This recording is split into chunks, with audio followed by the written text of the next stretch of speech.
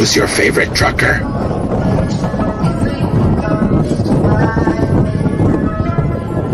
What's going on, Juco? Hit that like button or I'll gut you like a fish. Come on in, hit that like button. President Trump versus Joe Biden. Let's see a jacked up Joe coming out tonight. As Sean Hannity called him. It's a scream, baby.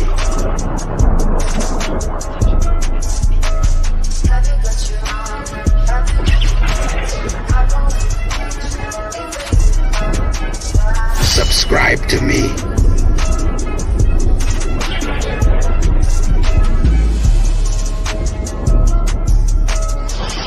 Hit that cash up or your throat is mine.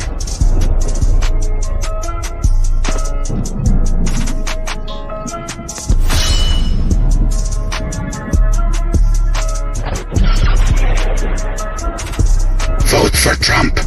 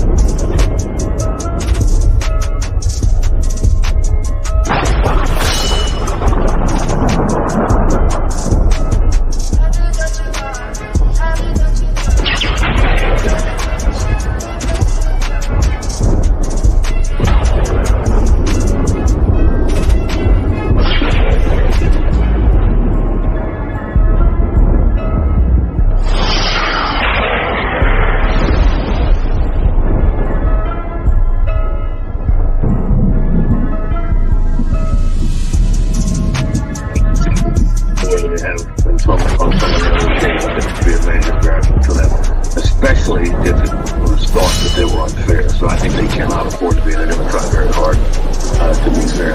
I'm telling you, you can watch it here live, and we're going to watch the whole thing. There'll be a couple of commercial breaks, but a lot of this will be digested virally in clips on Instagram, on YouTube. Absolutely. Dangerous for either candidate on how they literally spin what happened, what we didn't see with their own eyes. Best polling week so far for Donald Trump. There was one national poll in all of 2020 ever since February 2020 that had him leading Joe Biden. Now he's beating him among likely voters. Yes, can you hear me? Can you hear me? Mainstream media's polls, all those outlets, Martha, that don't want Trump to win, their polls consistently show him ahead. Why is it relevant? Because I think that Joe Biden will make a mistake tonight if he goes in and tries to fight Donald Trump on If you don't like Donald Trump or if you don't want to vote for Donald Trump, fuck you. You fucking cuck motherfucker. Having swing states and nationally that shows Trump with these tremendous advantages. That was Nate Silver saying 66% chance of Trump winning.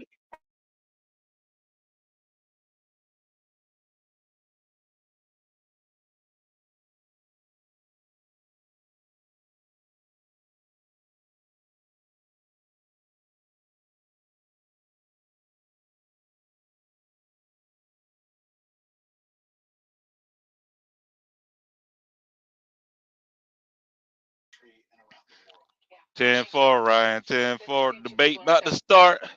I'm gonna watch it on the Fox simulcast. Well, listen to it. I give it. Hold on. Oh, it's about to stop. Hold on. President Biden and former President Donald Trump about to hit the debate stage. It is their first face-off, as we mentioned, in 4 years, and a pivotal moment in the race for the presidency.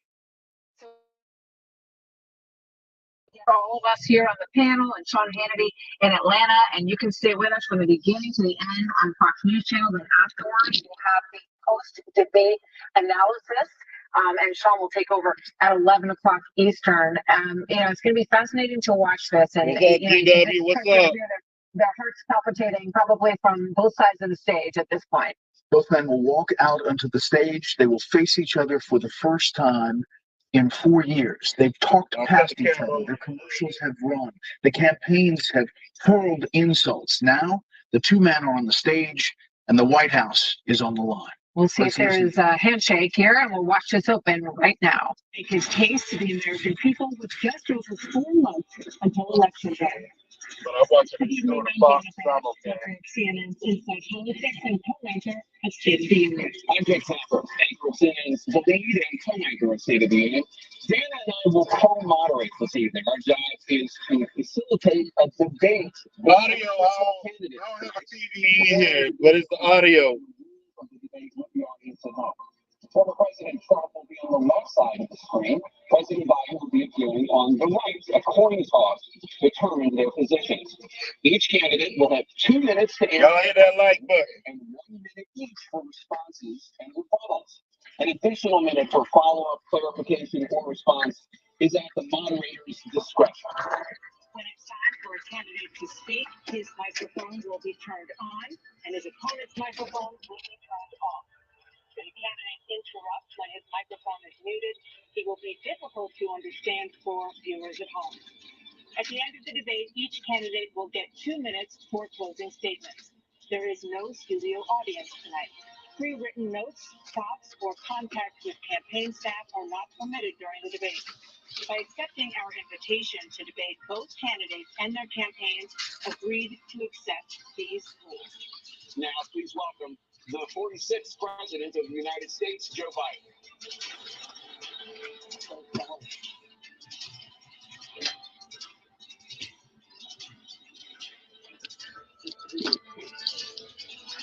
Man, you already sound like And please welcome the 45th President of the United States,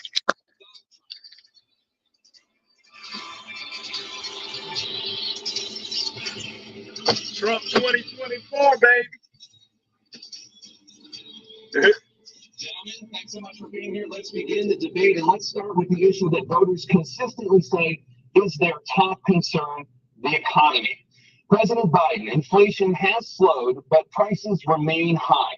Since you took office, the price of essentials has increased.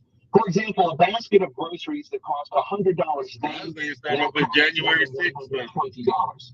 And typical home prices have jumped more than 30%. What do you say to voters who feel they are worse off under your presidency than they were under President Trump? We got to take a look at what I was left when I became president and what Mr. Trump left me. We had an economy that was in free fall. The pandemic was so badly handled. Many people were dying. All he said was, it's not that serious. Just inject a little bleach in your arm to be all right. That's a lie. The economy collapsed. There were no jobs. Unemployment rate was to 15%. It was terrible. And so what we had to do is try to put things back together again. And that's exactly what we began to do. We created 15,000 new jobs, and we brought out another position where we have 800,000 new manufacturing jobs. But there's more to be done. There's more to be done. Working class people are still in trouble. I come from Scranton, Pennsylvania. I come from a household where the kitchen tables and things weren't able to be met during the month was a problem. Price of eggs, the price of gas, the price of housing, the price of a whole range of things. That's why I'm working so hard to make sure I deal with those problems. And we're going to make sure that we reduce the price of housing. We're going to make sure we build 2 million new units. We're going to make sure we cap rents so corporate greed can't take over. The combination that was left with the corporate greed is the reason why we're in this problem right now. In addition to that, we're in a situation where if you have to look at all that was done in his administration, he didn't do much at all. By the time he left, things were in chaos. Still literally chaos. And so we put things back together. We created, like I said, these jobs. We make sure we're already coming in lying. We brought down the price of prescription drugs, which is a major issue for many people. To $15 for the insulin shot as opposed to $400. Now, a senior has to pay more than $200 for any drug, all the drugs they can include beginning next year. The situation is weak. We're going to make that available to everybody, to all Americans. So we're working to bring down the price around the kitchen table. And that's what we're going to get done. Thank you, President Trump. We have the greatest economy in the history of our country. We have never done so well. Everybody was amazed by it. Other countries were copying us. We got hit with COVID. And when we did, we spent the money necessary so we wouldn't end up in a great depression, the likes of which we had in 1929. By the time we finished, we did a great job. We got a lot of credit for the economy, a lot of credit for the military, and no wars, and so many other things. Everything was rocking good. But the thing we never got the credit for, and we should have, is getting us out of that COVID mess. He created mandates that was a disaster for our country. But other than that, we had given them back a country where the stock market actually was higher than pre-COVID, and nobody thought that was even possible. The only jobs he created are for illegal immigrants and bounce back jobs, a bounce back from the COVID. He has not done a good job. He's done a poor job, and inflation's killing our country. It is absolutely killing us. Thank you, President Biden. Oh, look, the greatest economy in the world. He's the only one that thinks that, I think. I don't know anybody else that thinks that he is the greatest economy in the world. And, the fact of the matter is that we find ourselves in a situation where his economy, he rewarded the wealthy. He had the largest tax cut in American history, $2 trillion. He raised a deficit larger than any president has in any one term. He's the only president other than Herbert Hoover who's lost more jobs than he had when he began, since Herbert Hoover. The idea that he did something that was significant in the military. When he was president, they were still killing people in Afghanistan. He didn't do anything about that. When he was president, we were still finding ourselves in a position where you had a notion that we were this safe country. Truth is, I'm the only president this century that doesn't have this decade, that doesn't have any troops dying anywhere in the world like he did.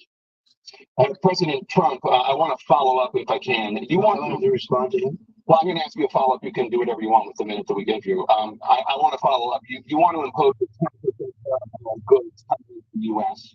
How will you ensure that doesn't drive people? It's just going to cost countries and for years like China and many others in all fairness to China.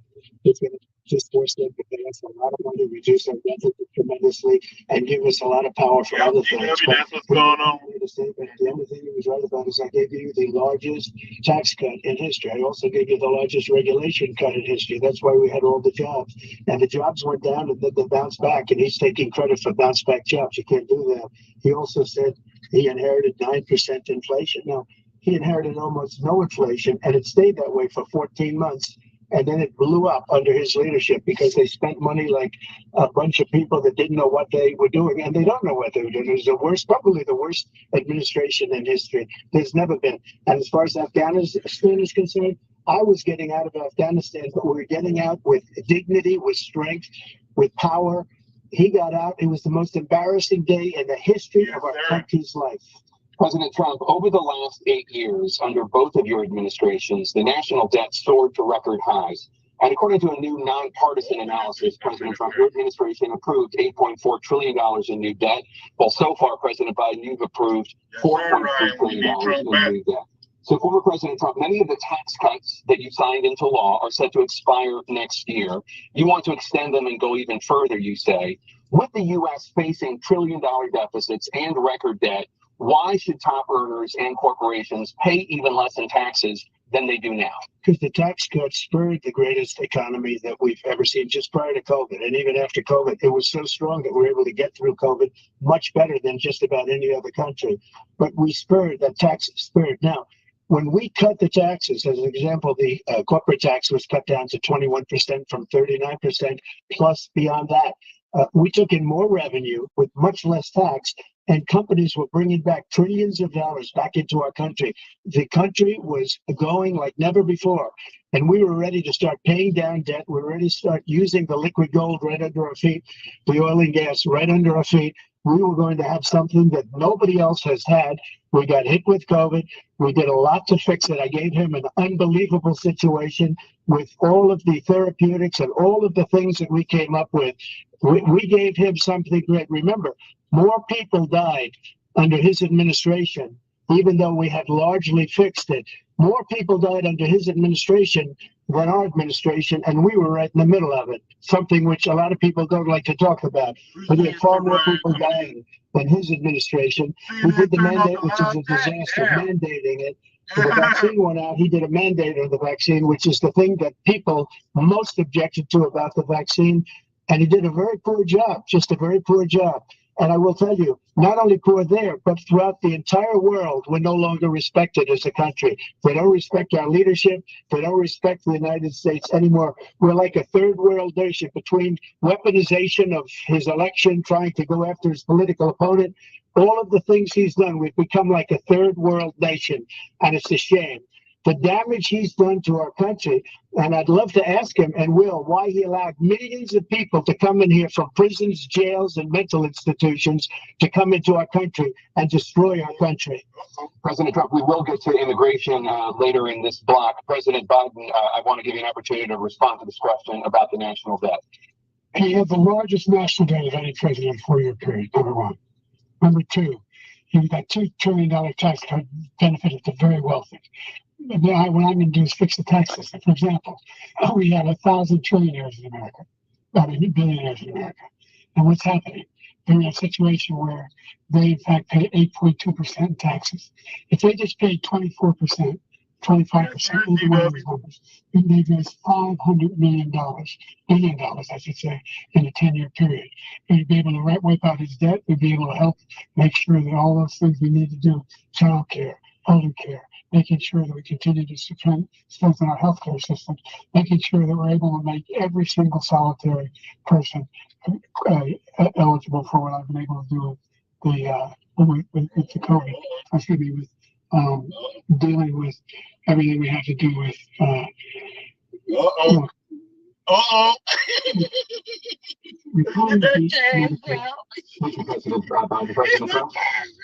Who's right? He did beat Medicare. He beat it to death, and he's destroying Medicare because all of these people are coming in. They're putting them on Medicare. They're putting them on Social Security. They're going to destroy Social Security. This man is going to single-handedly destroy Social Security. These millions and millions of people coming in, they're trying to put them on Social Security. He will wipe out Social Security. He will wipe out Medicare. So he was right in the way he finished that sentence. And it's a shame. What's happened to our country in the last 4 years is not to be believed. Foreign countries, I'm friends with a lot of people, they cannot believe what happened to the United States of America. We're no longer respected. They don't like us. We give them everything they want, and they think we're stupid. They think we're very stupid people. What we're doing for other countries, and they do nothing for us. What this man has done is absolutely criminal. Thank you, President Trump. Dana? This is the first presidential election since the Supreme Court overturned Roe v. Wade. This morning, the court ruled on yet another abortion case, temporarily allowing emergency abortions to continue in Idaho, despite that state's restrictive ban. Former President Trump, you take credit for the decision to overturn Roe v. Wade, which returned the issue of abortion to the states. Correct. However, the federal government still plays a role in whether or not women have access to abortion pills. They're used in about 2/3 of all abortions. As president, would you block abortion medication? First of all, the Supreme Court just approved the abortion pill, and I agree with their decision to have done that, and I will not block it. And if you look at this whole question that you're asking, complex but not really complex. 51 years ago, you had Roe v. Wade, and everybody wanted to get it back to the states. Everybody, without exception. Democrats, Republicans, liberals, conservatives. Everybody wanted it back. Religious leaders. And the idea is to put 3 great Supreme Court justices on the court, and they happened to vote in favor of killing Roe v. Wade and moving it back to the states. This is something that everybody wanted. Now, 10 years ago or so, they started talking about how many weeks and how many this, and getting into other things. But every legal scholar throughout the world, the most respected, wanted it brought back to the states. I did that. Now the states are working it out. If you look at Ohio, it was a decision that was an end result that was a little bit more liberal than you would have thought. Kansas, I would say the same thing. Texas is different. Florida is different. But they're all making their own decisions right now. And right now, the states control it. That's the vote of the people. Like Ronald Reagan, I believe in the exceptions. I am a person that believes. And frankly, I think it's important to believe in the exceptions. Some people, you have to follow your heart. Some people don't believe in that. But I believe in the exceptions for rape, incest, and the life of the mother. I think it's very important. Some people don't. Follow your heart. But You have to get elected also, and because that has to do with other things. You got to get elected. The problem they have is they're radical because they will take the life of a child in the 8th month, the 9th month, and even after birth. After birth, if you look at the former governor of Virginia, he was willing to do this. He said, we'll put the baby aside and we'll determine what we do with the baby, meaning we'll kill the baby. What happened is we brought it back to the states, and the country is now coming together on this issue. It's been a great thing. Thank you. President Biden? It's been a terrible thing, what you've done. The fact is that the vast majority of constitutional scholars supported Roe when it was decided. Supported Roe. And that's this idea that they're all against it is just ridiculous. And this is the guy who says the state should be able to have it. We're a state where in 6 weeks, you don't even know whether you're pregnant or not, but you cannot see a doctor and have him decide on what your circumstances are when you need help. The idea that states are able to do this is a little like saying we're going to turn civil rights back to the states. Look, there's so many young women who have been, including a young woman who just was murdered, and he went to the funeral. The idea that she was murdered by an immigrant coming in. They talk about that. But here's the deal: there's a lot of young women being raped by their in-laws, by their spouses, brothers and sisters. It's just ridiculous, and they can do nothing about it. And they try to arrest them across state lines. Thank you. There have been many young women murdered by the same people he allows to come across our border. We have a border that's the most dangerous place anywhere in the world, considered the most dangerous place anywhere in the world. And he opened it up, and these killers are coming into our country, and they are raping and killing women. And it's a terrible thing. As far as the abortion is concerned, it is now back with the states. The states are voting. In many cases, it's frankly a very liberal decision. In many cases, it's the opposite. But they're voting, and it's bringing it back to the vote of the people, which is what everybody wanted, including the founders, if they knew about this issue, which frankly they didn't. But they would have, everybody wanted it brought back. Ronald Reagan wanted it brought back. He wasn't able to get it. Everybody wanted it brought back, and many presidents had tried to get it back. I was the one to do it. And again, this gives it the vote of the people, and that's where they wanted it. Every legal scholar wanted it that way. Staying on the topic of abortion, President Biden, 7 states, I'll let you do that. This is a distinct topic. 7 states have no legal restrictions on how far into a pregnancy a woman can obtain an abortion. Do you support any legal limits on how late a woman should be able to terminate a pregnancy? I support Roe v. Wade, which had 3 trimesters. First time is between the woman and the doctor. Second time is between the doctor and an extreme situation. The third time is between the doctor, between the woman and the state. The idea that the politicians, the farmers wants the politicians to be the ones making decisions about women's health is ridiculous. That's the last. No politician should be making that decision. A doctor should be making those decisions. That's how it should be run. That's what you're going to do. And if I'm elected, I'm going to still will be. So that means he can take the life of the baby in the 9th month and even after birth, because some states, Democrat run, take it after birth. Again, the former governor of Virginia, put the baby down, then we decide what to do with it. So he's willing to, as we say, rip the baby out of the womb in the 9th month and kill the baby. Nobody wants that to happen, Democrat or Republican. Nobody wants it to happen. That is simply not true. The Roe v. Wade does not provide for that. That's not the circumstance. When a woman's life is in danger, she's going to die. That's the only circumstance where that can happen. But we are not for late-term abortion, period. Period, period. Under Roe v. Wade, you have late-term abortion. You can do whatever you want, depending on the state. You can do whatever you want. We don't think that's a good thing. We think it's a radical thing. We think the Democrats are the radicals, not the Republicans. For 51 years, that was the law. 51 years, constitutional scholarship said it was the right way to go. 51 years, and it was taken away because this guy was very conservative members on the Supreme Court. He takes credit for taking it away. What's he going to do? What's he going to do, in fact, if the MAGA Republicans, he gets elected and the MAGA Republicans control the Congress and they pass a universal ban on abortion, period, across the board, at 6 weeks or 7 or 8 or 10 weeks, something very, very conservative. Is he going to sign that bill? I'll veto it. Thank you. Let's turn now to the issue of immigration and border security. President Biden, a record number of migrants have illegally crossed the southern border on your watch. Overwhelming border states and overburdening cities such as New York and Chicago, and in some cases causing real safety and security concerns. Given that, why should voters trust you to solve this crisis? Because we worked very hard to get a bipartisan agreement that not only changed all of that, but made sure that we are in a situation where you had no circumstance where they can come across the border with the number of border police there are now. We significantly increased the number of asylum officers. Significantly, by the way, the Border Patrol endorsed my position. In addition to that, we found ourselves in a situation where when he was president, he was taking separating babies from their mothers, putting them in cages, making sure they were getting the families were separated. That's not the right way to go. What I've done since I've changed the law, what's happened? I've changed it in a way that now you're in a situation where there are 40% fewer people coming across the border illegally. It's better than when he left office.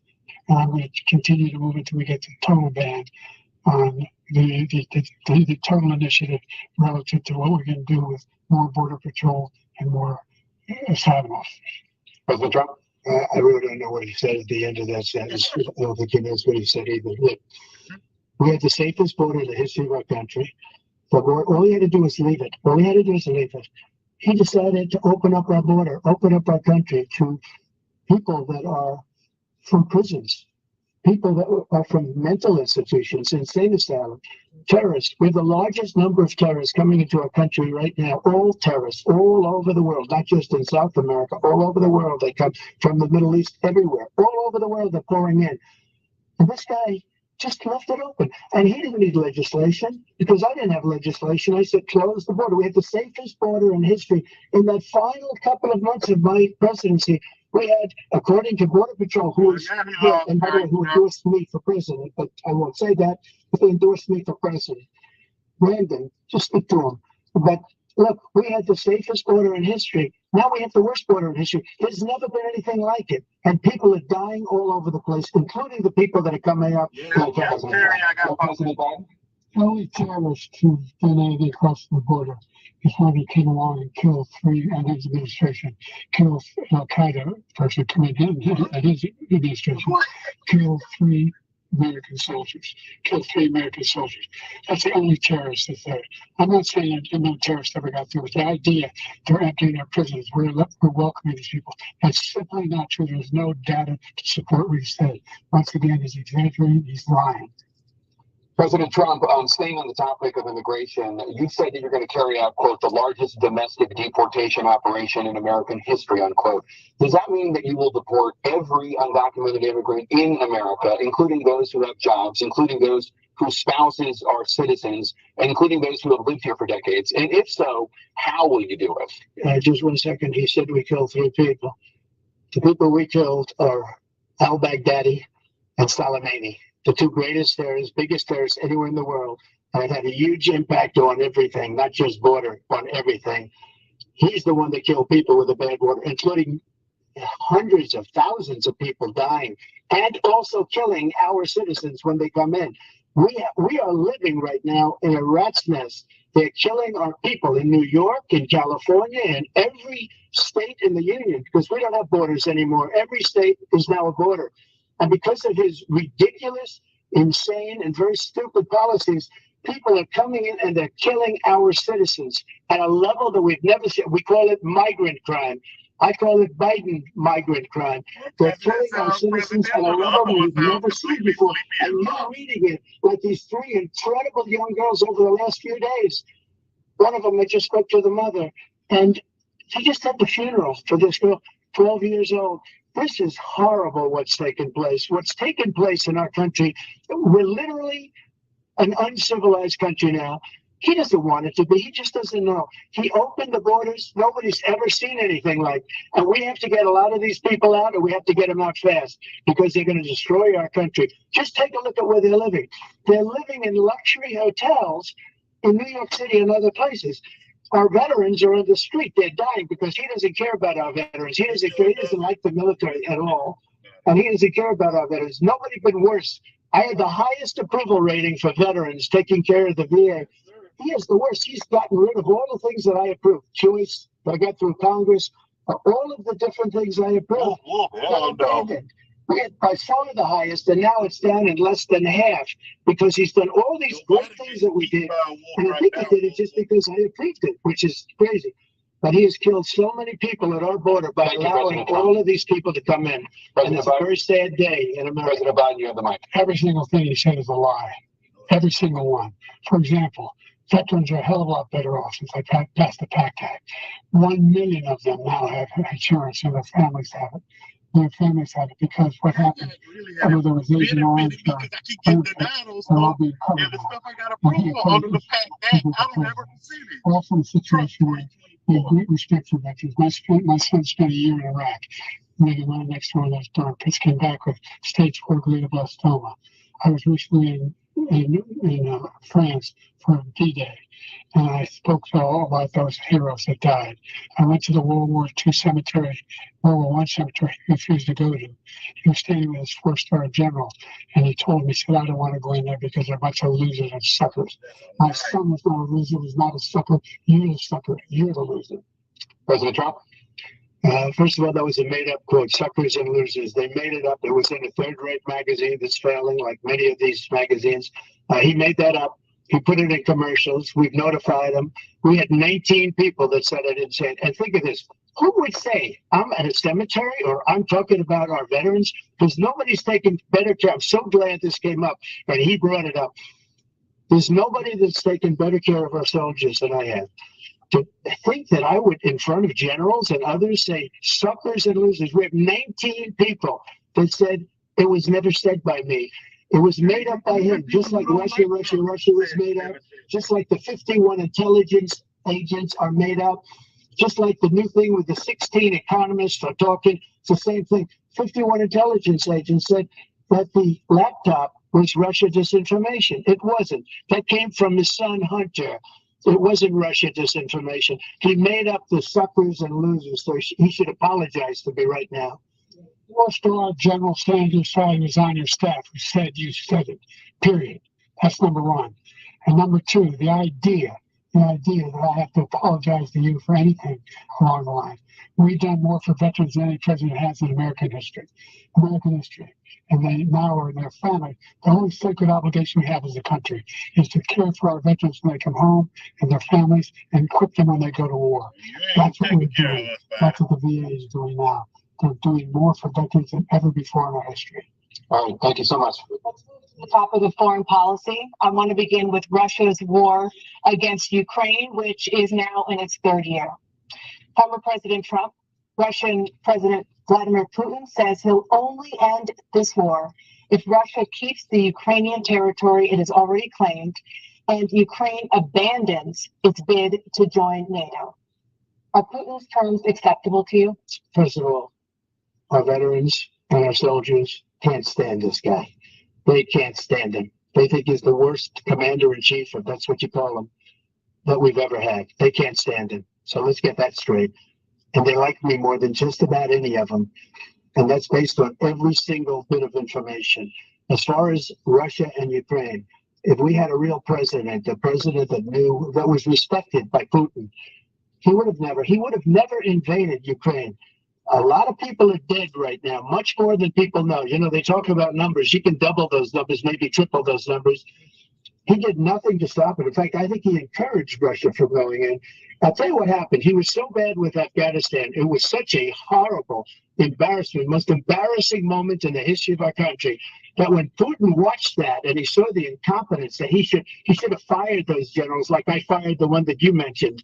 And so he's got no love lost. But he should have fired those generals. No general got fired for the most embarrassing moment in the history of our country, Afghanistan, where we left billions of dollars of equipment behind. We lost 13 beautiful soldiers, and 38 soldiers were obliterated. And by the way, we left people behind too. We left American citizens behind.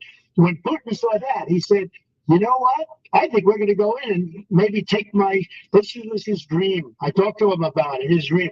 The difference is he never would have invaded Ukraine, never.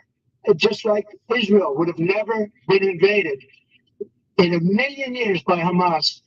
You know why? because Iran was broke with me. I wouldn't let anybody do business with them. They ran out of money. They were broke. They had no money for Hamas. They had no money for anything. No money for terror. That's why you had no terror at all during my administration. This place, the whole world is blowing up under him.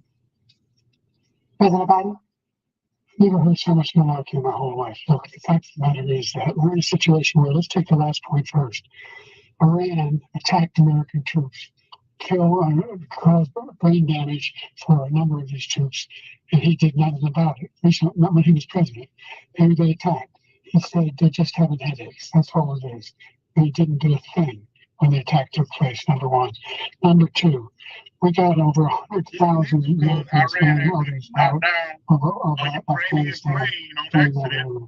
Number three, found ourselves in a situation where, if you take a look at what Trump did in Ukraine, this guy told Trump, do whatever you want, and do whatever you want. And that's exactly what Trump did to Putin, encourage him, do whatever you want. And he went in. And listen to what he said when he went in. He was going to take Kyiv in 5 days, remember? Because it's part of the old Soviet Union. That's what he wanted to reestablish, Kyiv. And he, in fact, didn't do it at all. He wasn't able to get it done. And they've lost thousands and thousands of troops, 500,000 troops. President Trump, I never said that. For 1 minute, I just want to go back to my original question, which is, are Putin's terms acceptable to you? Keeping the territory in Ukraine. No, they're not acceptable. But look, this is a war that never should have started. If we had a leader in this war, he led everybody along. He's given $200 billion now or more to Ukraine. He's given $200 billion. That's a lot of money. I don't think there's ever been anything like it. Every time that Zelensky comes to this country, he walks away with $60 billion. He's the greatest salesman ever. And I'm not knocking him. I'm not knocking anything. I'm only saying the money that we're spending on this war, and we shouldn't be spending, it should have never happened. I will have that war settled between Putin and Zelensky as president-elect before I take office on January 20th. I'll have that war settled. People being killed so needlessly, so stupidly, and I will get it settled, and I'll get it settled fast before I take office. You know, the fact is that Putin is a war criminal. He's killed thousands and thousands of people, and he has made one thing clear. He wants to reestablish what was part of the Soviet Empire. Not just a piece, he wants all of Ukraine. That's what he wants. And then you think you'll stop there? Do you think you'll stop when he takes Ukraine? What do you think happens to Poland? What do you think happens to those NATO countries? And so if you want a war, you ought to find out what he's going to do, because if in fact he does what he says and walks away, by the way, all that money we give Ukraine for weapons we make here in the United States, we give them the weapons, not the money at this point. And our NATO allies produce as much funding for Ukraine as we have. That's why we're strong. Thank you. Moving on to the Middle East. In October, Hamas attacked Israel, killing more than 1,000 people and taking hundreds of hostages. Among those held and thought to still be alive are 5 Americans. Israel's response has killed thousands of Palestinians and created a humanitarian crisis in Gaza. President Biden, you've put forward a proposal to resolve this conflict, but so far Hamas has not released the remaining hostages, and Israel is continuing its military offensive in Gaza. So what additional leverage will you use to get Hamas and Israel to end the war? You have 2 minutes.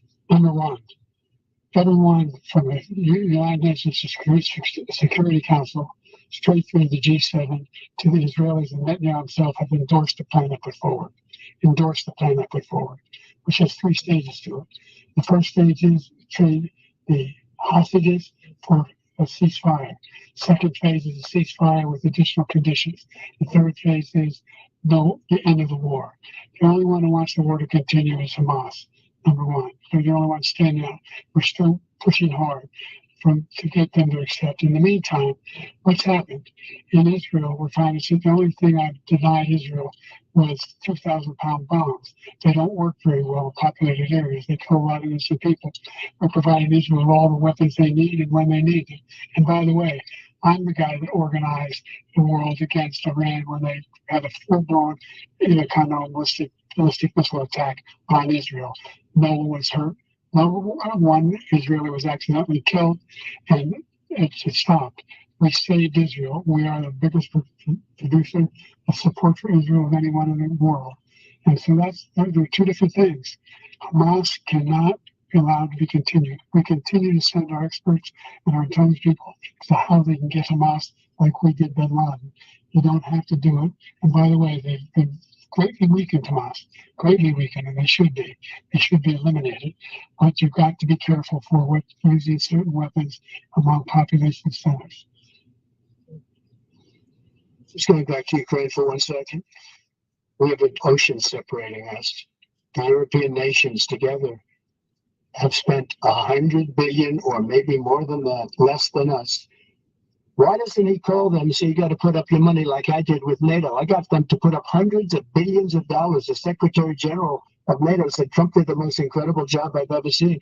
They wouldn't have any. They were going out of business. We were spending almost 100% of the money was paid by us. He didn't do that. He's getting old. You got to ask these people to put up the money. We're over $100 billion more spent, and it has a bigger impact on them because of location, because we have an ocean in between. You got to ask them. As far as Israel and Hamas, Israel's the one that wants to go. He said the only one who wants to keep going is Hamas. Actually, Israel is the one, and you should let him go and let him finish the job. He doesn't want to do it. He's become like a Palestinian, but they don't like him because he's a very bad Palestinian. He's the weak one. President Biden, you have a minute? I've never heard so much foolishness. That's the guy who wants to get out of NATO. Are you going to stay in NATO? He's going to pull out of NATO. The idea that we have our strength lies in our alliances as well. There may be a big ocean, but we're ever able to avoid a war in Europe, a major war in Europe. What happens if, in fact, you have to continue to go into NATO? There's an Article 5 agreement. Attack on means attack on all. We want to start the nuclear war he keeps talking about. Go ahead. Let Putin go in and control Ukraine and then move on to Poland and other places. It happens then. He has no idea what the hell he's talking about. And by the way, I got 50 other nations around the world to support Ukraine, including Japan and South Korea, because they understand that this kind of dislocation has a serious threat to the whole world peace. No major war in Europe has ever been able to be contained just to Europe. President Trump, just to follow up, would you support the creation of an independent Palestinian state in order to achieve peace in the region? I'd have to see, but before we do that, the problem we have is that we spend all the money. So they kill us on trade. I made great trade deals with the European nations because if you add them up, they're about the same size economically. Their economy is about the same size as the United States. And they were no cars, they don't want anything that we have, but we're supposed to take their cars, their food, their everything, their agriculture. I changed that. But the big thing I changed is they don't want to pay. And the only reason that he can play games with NATO is because I got them to put up hundreds of billions of dollars. I said, and he's right about this, I said, no, I'm not going to support NATO if you don't pay. They asked me that question, would you guard us against Russia? At a very secret meeting of the 28 states at that time, nations at that time. And I said, no, if you don't pay, I won't do that. And you know what happened? Billions and billions of dollars came flowing in the next day and the next months. But now we're in the same position. We're paying everybody's bills. Let's turn to the issue of democracy. Former President Trump, I want to ask you about January 6, 2021. After you rallied your supporters that day, some of them stormed the Capitol to stop the constitutionally mandated counting of electoral votes. As president, you swore in the Constitution. What do you say to voters who believe that you violated that oath through your actions and inaction on January 6th and worry that you'll do it again? Well, I don't think too many believe that. And let me tell you about January 6th. On January 6th, we had a great border. Nobody coming through, very few. On January 6th, we were energy independent. On January 6th, we had the lowest taxes ever. We had the lowest regulations ever. On January 6th, we were respected all over the world. All over the world, we were respected. And then he comes in, and we're now laughed at. We're like a bunch of stupid people. But what happened to the United States' reputation under this man's leadership is horrible, including weaponization, which I'm sure at some point you'll be talking about, where he goes after his political opponent because he can't beat him fair and square. You have 80 seconds left. My question was, what do you say to those voters who believe that you violated your constitutional oath through your actions and inaction on January 6, 2021, and worry that you'll do it again? Well, I didn't say that to anybody. I said peacefully and patriotically. And Nancy Pelosi, if you just watched the news from 2 days ago, on tape to her daughter, who's a documentary filmmaker, as they say, but she's saying, oh, no, it's my responsibility. I was responsible for this. Because I offered her 10,000 soldiers or National Guard, and she turned them down. And the mayor in writing, by the way, the mayor in writing turned it down, the mayor of D.C. They turned it down. I offered 10,000 because I could see, I had virtually nothing to do. They asked me to go make a speech. I could see what was happening. Everybody was saying they're going to be there on January 6th. They're going to be there. And I said, you know what? That's a lot of people coming. You could feel it. You could feel it too, and you could feel it. And I said, they ought to have some National Guard or whatever. And I offered it to her. And she now admits that she turned it down.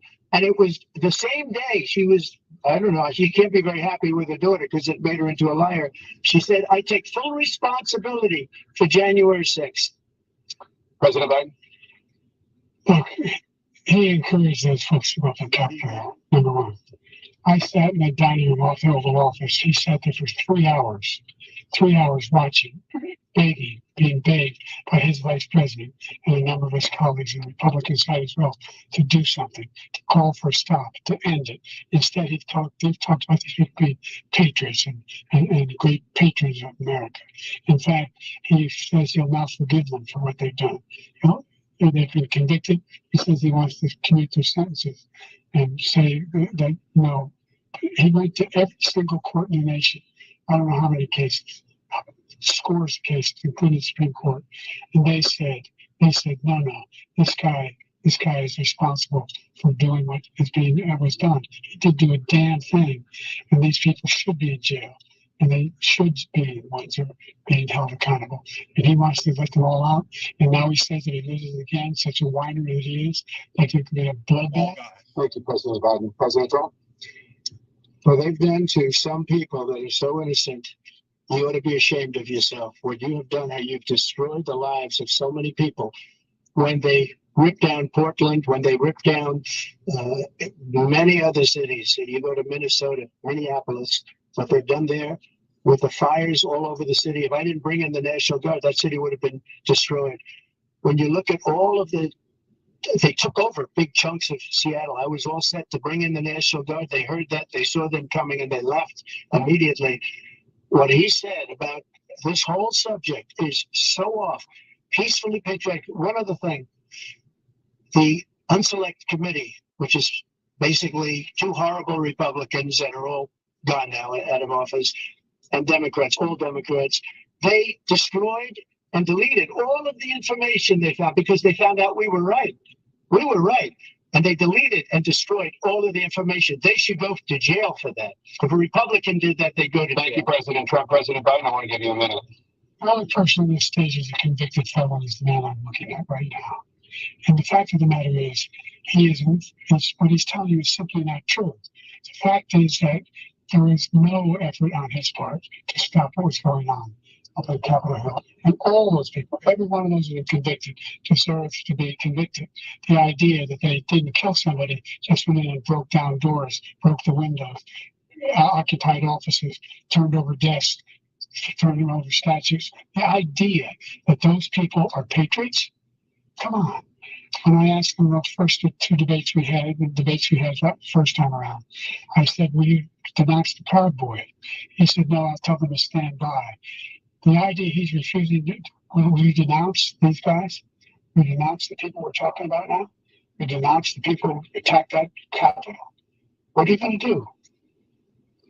I'm going to give you a minute, President Trump, for a follow-up question I have. After a jury convicted you of 34 felonies last month, you said if reelected, you would, quote, have every right to go after, unquote, your political opponents. You just talked about members of the Select Committee on January 6th going to jail. And your main political opponent is standing on stage with you tonight. Can you clarify exactly what it means about you feeling you have every right to go after your political opponents? Well, I said my retribution is going to be success. We're going to make this country successful again, because right now it's a failing nation. My retribution is going to be success. But when he talks about a convicted felon, his son is a convicted felon at a very high level. His son is convicted, going to be convicted probably numerous other times. Should have been convicted before, but his Justice Department let the statute of limitations lapse on the most important things. But he could be a convicted felon as soon as he gets out of office. Joe could be a convicted felon with all of the things that he's done. He's done horrible things. All of the death caused at the border, telling the Ukrainian people that we're going to want $1 billion or you change the prosecutor. Otherwise, you're not getting $1 billion. If I ever said that, that's quid pro quo. But we're not going to do anything. We're not going to give you $1 billion unless you change your prosecutor having to do with his son. This man is a criminal. This man, you're lucky. You're lucky. I did nothing wrong. We'd have a system that was rigged and disgusting. I did nothing wrong. Thank you, President Trump. President Biden, you have said, I'm coming right to you, sir. You want to respond? Go ahead. I'll give you a minute to respond. The idea that I did anything wrong relative to what you're talking about is outrageous. It's simply a lie, number one. Number two, the idea that you have a right to seek retribution against any American just because you're president is wrong. It's simply wrong. No president's ever spoken like that before. No president in our history has spoken like that before. Number three, the crimes that you are still charged with. And think of all the civil penalties you have. How many billions of dollars do you owe in civil penalties for molesting a woman in public, for doing a whole range of things, of having sex with a porn star? Is the pregnant to the R word? Well, what are you talking about? What are you going to have the morals on that like that? Give an answer. I didn't have sex with a porn star, number one. Number two, that was a case that was started and moved. They moved a high-ranking official at DOJ into the Manhattan DA's office to start that case. That case is going to be appealed and won. We had a very terrible judge, a horrible judge, Democrat. The prosecutor were all high-ranking Democrats, appointed people, and both the civil and the criminal. He basically went after his political opponent because he thought it was going to damage me. But when the public found out about these cases, because they understand it better than he does, he has no idea what these cases are. But when they found out about these cases, you know what they did? My poll numbers went up, way up. You know that because you're reporting it. And we took in more money in the last 2 weeks than we've ever taken in the history of any campaign. I don't think any campaign has ever taken. Hundreds of millions of dollars came pouring in because the public knows it's a scam and it's a guy that's after his political opponent because he can't win fair and square. Thank you, President Trump. President Biden, you have said, quote, Donald Trump and his MAGA Republicans are determined to destroy American democracy. Do you believe that the tens of millions of Americans who are likely to vote for President Trump will be voting against American democracy? The more they know about what he's done, yes. The more they know about what he's done. And there's a lot more coming. He's got a lot of cases down the road coming out. He's got a whole range of issues he has to face. I don't know what the juries will do, but I do know he has a real problem. And so the fact that, could you ever think you hear any president say that I'm going to seek retribution? You ever hear any president say that I thought Hitler had some good ideas? What got me involved around the first place after my son had died, I decided in Iraq, because of Iraq, I said I wasn't going to run again until I saw what happened in Charlottesville, Virginia. People coming out of the woods carrying swastikas on torches, and seeing the stimulus fire and saying, back in Germany, and the young woman got killed. I spoke to the mother, and they asked him, they said, what do you think of those people? The people who the ones got killed, the one that tried to stop it, and the ones he said, I think they're fine people on both sides. What American president would ever say, not just coming out of fields, carrying torches, singing the same anti-Semitic bile, carrying swastikas, or fine people? This is a guy who says Hitler's done some good things. I'd like to know what they are. The good things Hitler's done after his sin. This guy has no sense of democracy. After World War II, we took their scientists and both of you know that story's been totally wiped out. Because when you see the sentence, it said 100% exoneration on this. So he just keeps it going. He says he ran because of Charlottesville. He didn't run because of Charlottesville. He ran because it was his last chance. He's not equipped to be president. You know it, and I know it. It's ridiculous. We have a debate. We're trying to justify his presidency. His presidency, he's without question the worst president, the worst presidency in the history of our country. We shouldn't be having a debate about it. There's nothing to debate. He made up the Charlottesville story, and you'll see it's debunked all over the place. Every reasonable anchor has debunked it. And just the other day, it came out where it was fully debunked. It's a nonsense story. He knows that, and he didn't run because of Charlottesville. He used that as an excuse to run. President Biden, and debunked. It happened. All you have to do is listen to what we said at the time. And the idea that somehow that's the only reason I ran because I was worried a guy like this guy could get elected. If he thought they were good people coming out of that forest, carrying those woods, carrying those torches, then he didn't deserve to be president. Didn't deserve to be president at all. And the idea that he's talking about all this being fabricated, we saw with our own eyes. We saw what happened on January 6th. We saw the people breaking through windows. We saw people occupying his own vice president. But there's a reason why 40 of his 44 top cabinet officers refused to endorse him this time. His vice president hasn't endorsed him this time. So why? Why? They know him well. They serve with him. Why are they not endorsing him? Thank you, President Biden. We're going to be right back with more from the CNN presidential debate. I think on the Charlottesville day, Trump should have said, but hey, look at what's going on now after October 7th with all these anti-Israel posts. That's some Charlottesville shit going on right now. Yeah, Trump should say that. There's some Charlottesville shit going on now. All these anti-Israel protests going on. Mm-hmm. So far, who y'all think is winning the debate so far? Let me see if I can do a poll.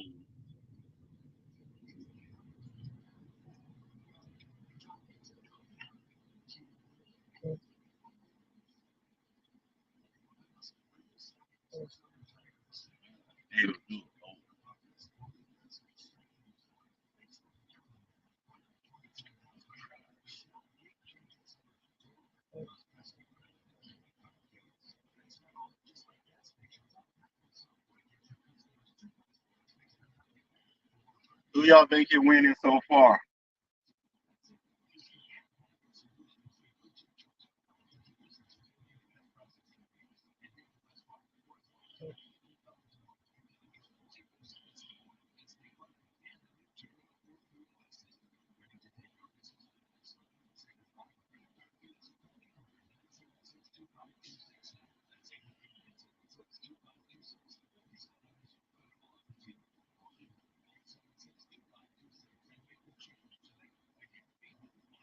Trump, yeah, Trump kicking ass there, yeah.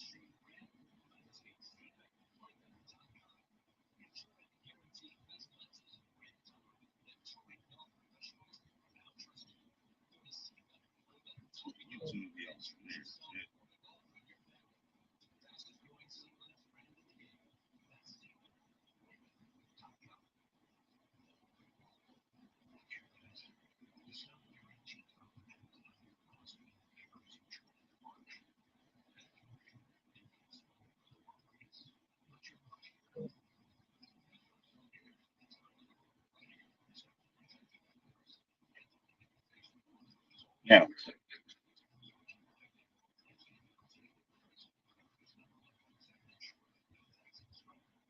Yeah, they're a commercial break right now.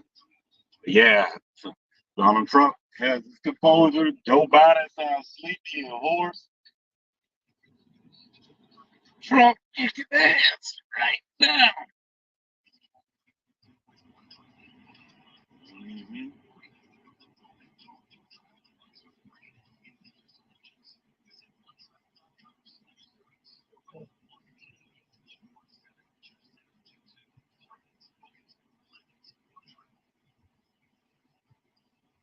They're bad. Let's talk about persistent challenges you both faced in your first terms and you'd certainly face again in the second term. President Biden, while Black unemployment dropped to a record low under your presidency, Black families still earn far less than white families. Black mothers are still 3 times more likely to die from pregnancy-related causes, and Black Americans are imprisoned at 5 times the rate of white Americans. What do you say to Black voters who are disappointed that you haven't made more progress? To acknowledge you made a lot of progress, number one. The fact of the matter is that more small Black businesses that have started at any time in history.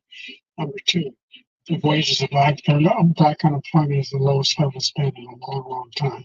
Number three, we're providing housing for Black Americans and dealing with the segregation that exists among these corporate operations of clean to keep people out of their houses. And in addition to that, we find that the impact on the choice that Black families have to make relative to child care is incredibly difficult. When we did the first major piece of legislation in the past, I was able to reduce Black child care costs. I cut them in half. We're going to make sure we provide for child care costs. We've got to make sure, because when you provide those child care protections, you increase economic growth because more people can be in the job market. So there's more to be done, considerably more to be done. But we've done a great deal so far, and I'm not letting up, and they know it. You have 49 seconds left. What do you say to Black voters who are disappointed with the progress so far? I say I don't blame them for being disappointed. Inflation is still hurting them badly. For example, I provided for the idea that any Black family, first-time home buyer, should get a $10,000 tax credit to be able to buy their first home so they can get started. I made sure that we're in a situation where all those Black families that are Black individuals provided that if they got student loans that were ballooning, that if they were engaged in nursing, and anything having to do with volunteerism, if they paid their bills for 10 years on their student debt, all the rest is forgiven after 10 years. Millions have benefited from that. And we're going to do a whole lot more for Black families. Thank you, President Trump. And he caused the inflation. He's blaming inflation, and he's right, it's been very bad. He caused the inflation, and it's killing Black families and Hispanic families and just about everybody. It's killing people. They can't buy groceries anymore. They can't. You look at the cost of food where it's doubled and tripled and quadrupled. They can't live. They're not living anymore. He caused this inflation. I gave him a country with essentially no inflation. It was perfect. It was so good. All he had to do is leave it alone. He destroyed it with his Green New Scam and all this money that's being thrown out the window. He caused inflation. As sure as you're sitting there, the fact is that his big kill on the Black people is the millions of people that he's allowed to come in through the border. They're taking Black jobs now, and it could be 18, it could be 19, and even 20 million people. They're taking Black jobs, and they're taking Hispanic jobs, and you haven't seen it yet, but you're going to see something that's going to be the worst in our history. Thank you. President Biden? There was no inflation when I became president. You know why? The economy was flat on its back. 50% unemployment. He decimated the economy. Absolutely decimated the economy. That's why there was no inflation at the time. There were no jobs. We provided thousands of millions of jobs for individuals who are in all communities, including minority communities. We made sure that they have health insurance. We have covered, if the ACA has increased, I made sure that they're $8,000 per person in a family to get written off for health care. But this guy wants to eliminate that. They tried 50 times. He wants to get rid of the ACA again. And they're going to try again if they win. We find ourselves in a position where the idea that we're not doing it, I put more police on the street than any administration has. He wants to cut the cops. We're providing for equity and making sure people have a shot to make it. There's a lot going on, but in inflation, he caused it by his tremendous malfeasance in the way he handled the pandemic. Thank you. Another persistent challenge is the climate crisis. 2023 was the hottest year in recorded history, and communities across the country are confronting the devastating effects of extreme heat, intensifying wildfires, stronger hurricanes, and rising sea levels. Former President Trump, you've vowed to end your opponent's climate initiatives, but will you take any action as president to slow the climate crisis? Let me just go back to what he said about the police, how close the police are to him. Almost every police group in the nation from every state is supporting Donald J. Trump. Almost every police group. And what he's done to the black population is horrible, including the fact that for 10 years he called them super predators. We can't, in the 1990s, we can't forget that. Super predators was his name. And he called it to them, and they've taken great offense at it. And now they see it happening. But when they see what I did for criminal justice reform and for the historically black colleges and universities, where I funded them and got them all funded, and the opportunity zones with Tim, as you know, Tim Scott was incredible. He did a great job, great senator from South Carolina. He came to me with the idea, and it was a great idea. It's one of the most successful economic development acts ever in the country, opportunity zones. And the biggest beneficiary are blacks, and that's why we have the best numbers with them in maybe ever. They're saying ever. I read this morning where ever, the best numbers. He's lost much of the black population because he's done a horrible job for black people. He's also done a horrible job for Hispanics. But when do you see these millions of people pouring into our country and they're going to take the jobs, and it's already started, and you haven't seen anything yet? It's a disaster. 38 seconds left. President Trump, will you take any action as president to slow the climate crisis? So I want absolutely immaculate clean water, and I want absolutely clean air, and we had it. We had H2O. We had the best numbers ever, and we were using all forms of energy, all forms, everything. And yet, during my 4 years, I had the best environmental numbers ever. And my top environmental people gave me that statistic just before I walked on the stage, actually. I don't know where the hell he's been. The idea today that he said is true. I passed the most extensive climate change legislation in history. We found ourselves, and by the way, black colleges. I came up with $15 billion for HBCUs, historic black universities and colleges, because they don't have the kind of contributors that they have to build these laboratories and all that. Any black student is capable in college of doing any white student can do. He doesn't have the money, but now to be able to get those jobs in high tech. We're in a situation where the idea that he is claiming to have done something to have the cleanest water, he didn't do a damn thing for the environment. He, the Paris Peace Accord, Climate Accord, I immediately joined it, because if we reach 1.5 degrees Celsius at any one point, there's no way back. The only existential threat to humanity is climate change, and he didn't do a damn thing about it. He must undo all that I've done. The Paris Accord was going to cost us $1 trillion, and China nothing, and Russia nothing, and India nothing. It was a ripoff of the United States. And I ended it because I didn't want to waste that money, because they treat us horribly. We were the only ones who was costing us money. Nobody else was paying into it. And it was a disaster. But everything that he said just now, I'll give you an example. I heard him say before insulin. I'm the one that got the insulin down for the seniors. I took care of the seniors. What he's doing is destroying all of our medical programs, because the migrants coming in, they want everybody. And look, I have the biggest heart on the stage. I guarantee you that. And I want to take care of people. But we're destroying our country. They're taking over our schools, our hospitals, and they're going to be taking over Social Security. He is destroying Social Security, Medicare, and Medicaid. The idea is that we, in fact, we were the only ones of consequence who are not members of the Paris Accord. How can we do anything if we're not able to? The United States can't get it under control. One of the largest polluters in the world, number one. We're making significant progress. By 2035, we will have cut closer than half. We've made significant progress, and we're continuing to make progress. We set up a climate corps for thousands of young people to learn how to deal with them, just like Peace Corps. And we're moving in directions that are going to significantly change the elements of cause of pollution. But the idea that he claims that he has the biggest heart up here and he's really concerned about pollution and about climate, I've not seen any indication of that. And by the way, with regard to prescription drugs, one company agreed that they would reduce the price to $35, which I was calling for once voluntarily. I made sure every company in the world, every pharmaceutical company, cannot have to pay that. And by the way, So every day, millions of Americans struggle just to make ends meet. For many older Americans, Social Security provides a critical lifeline. President Biden, if nothing is done to Social Security, seniors will see their benefits cut in just over 10 years.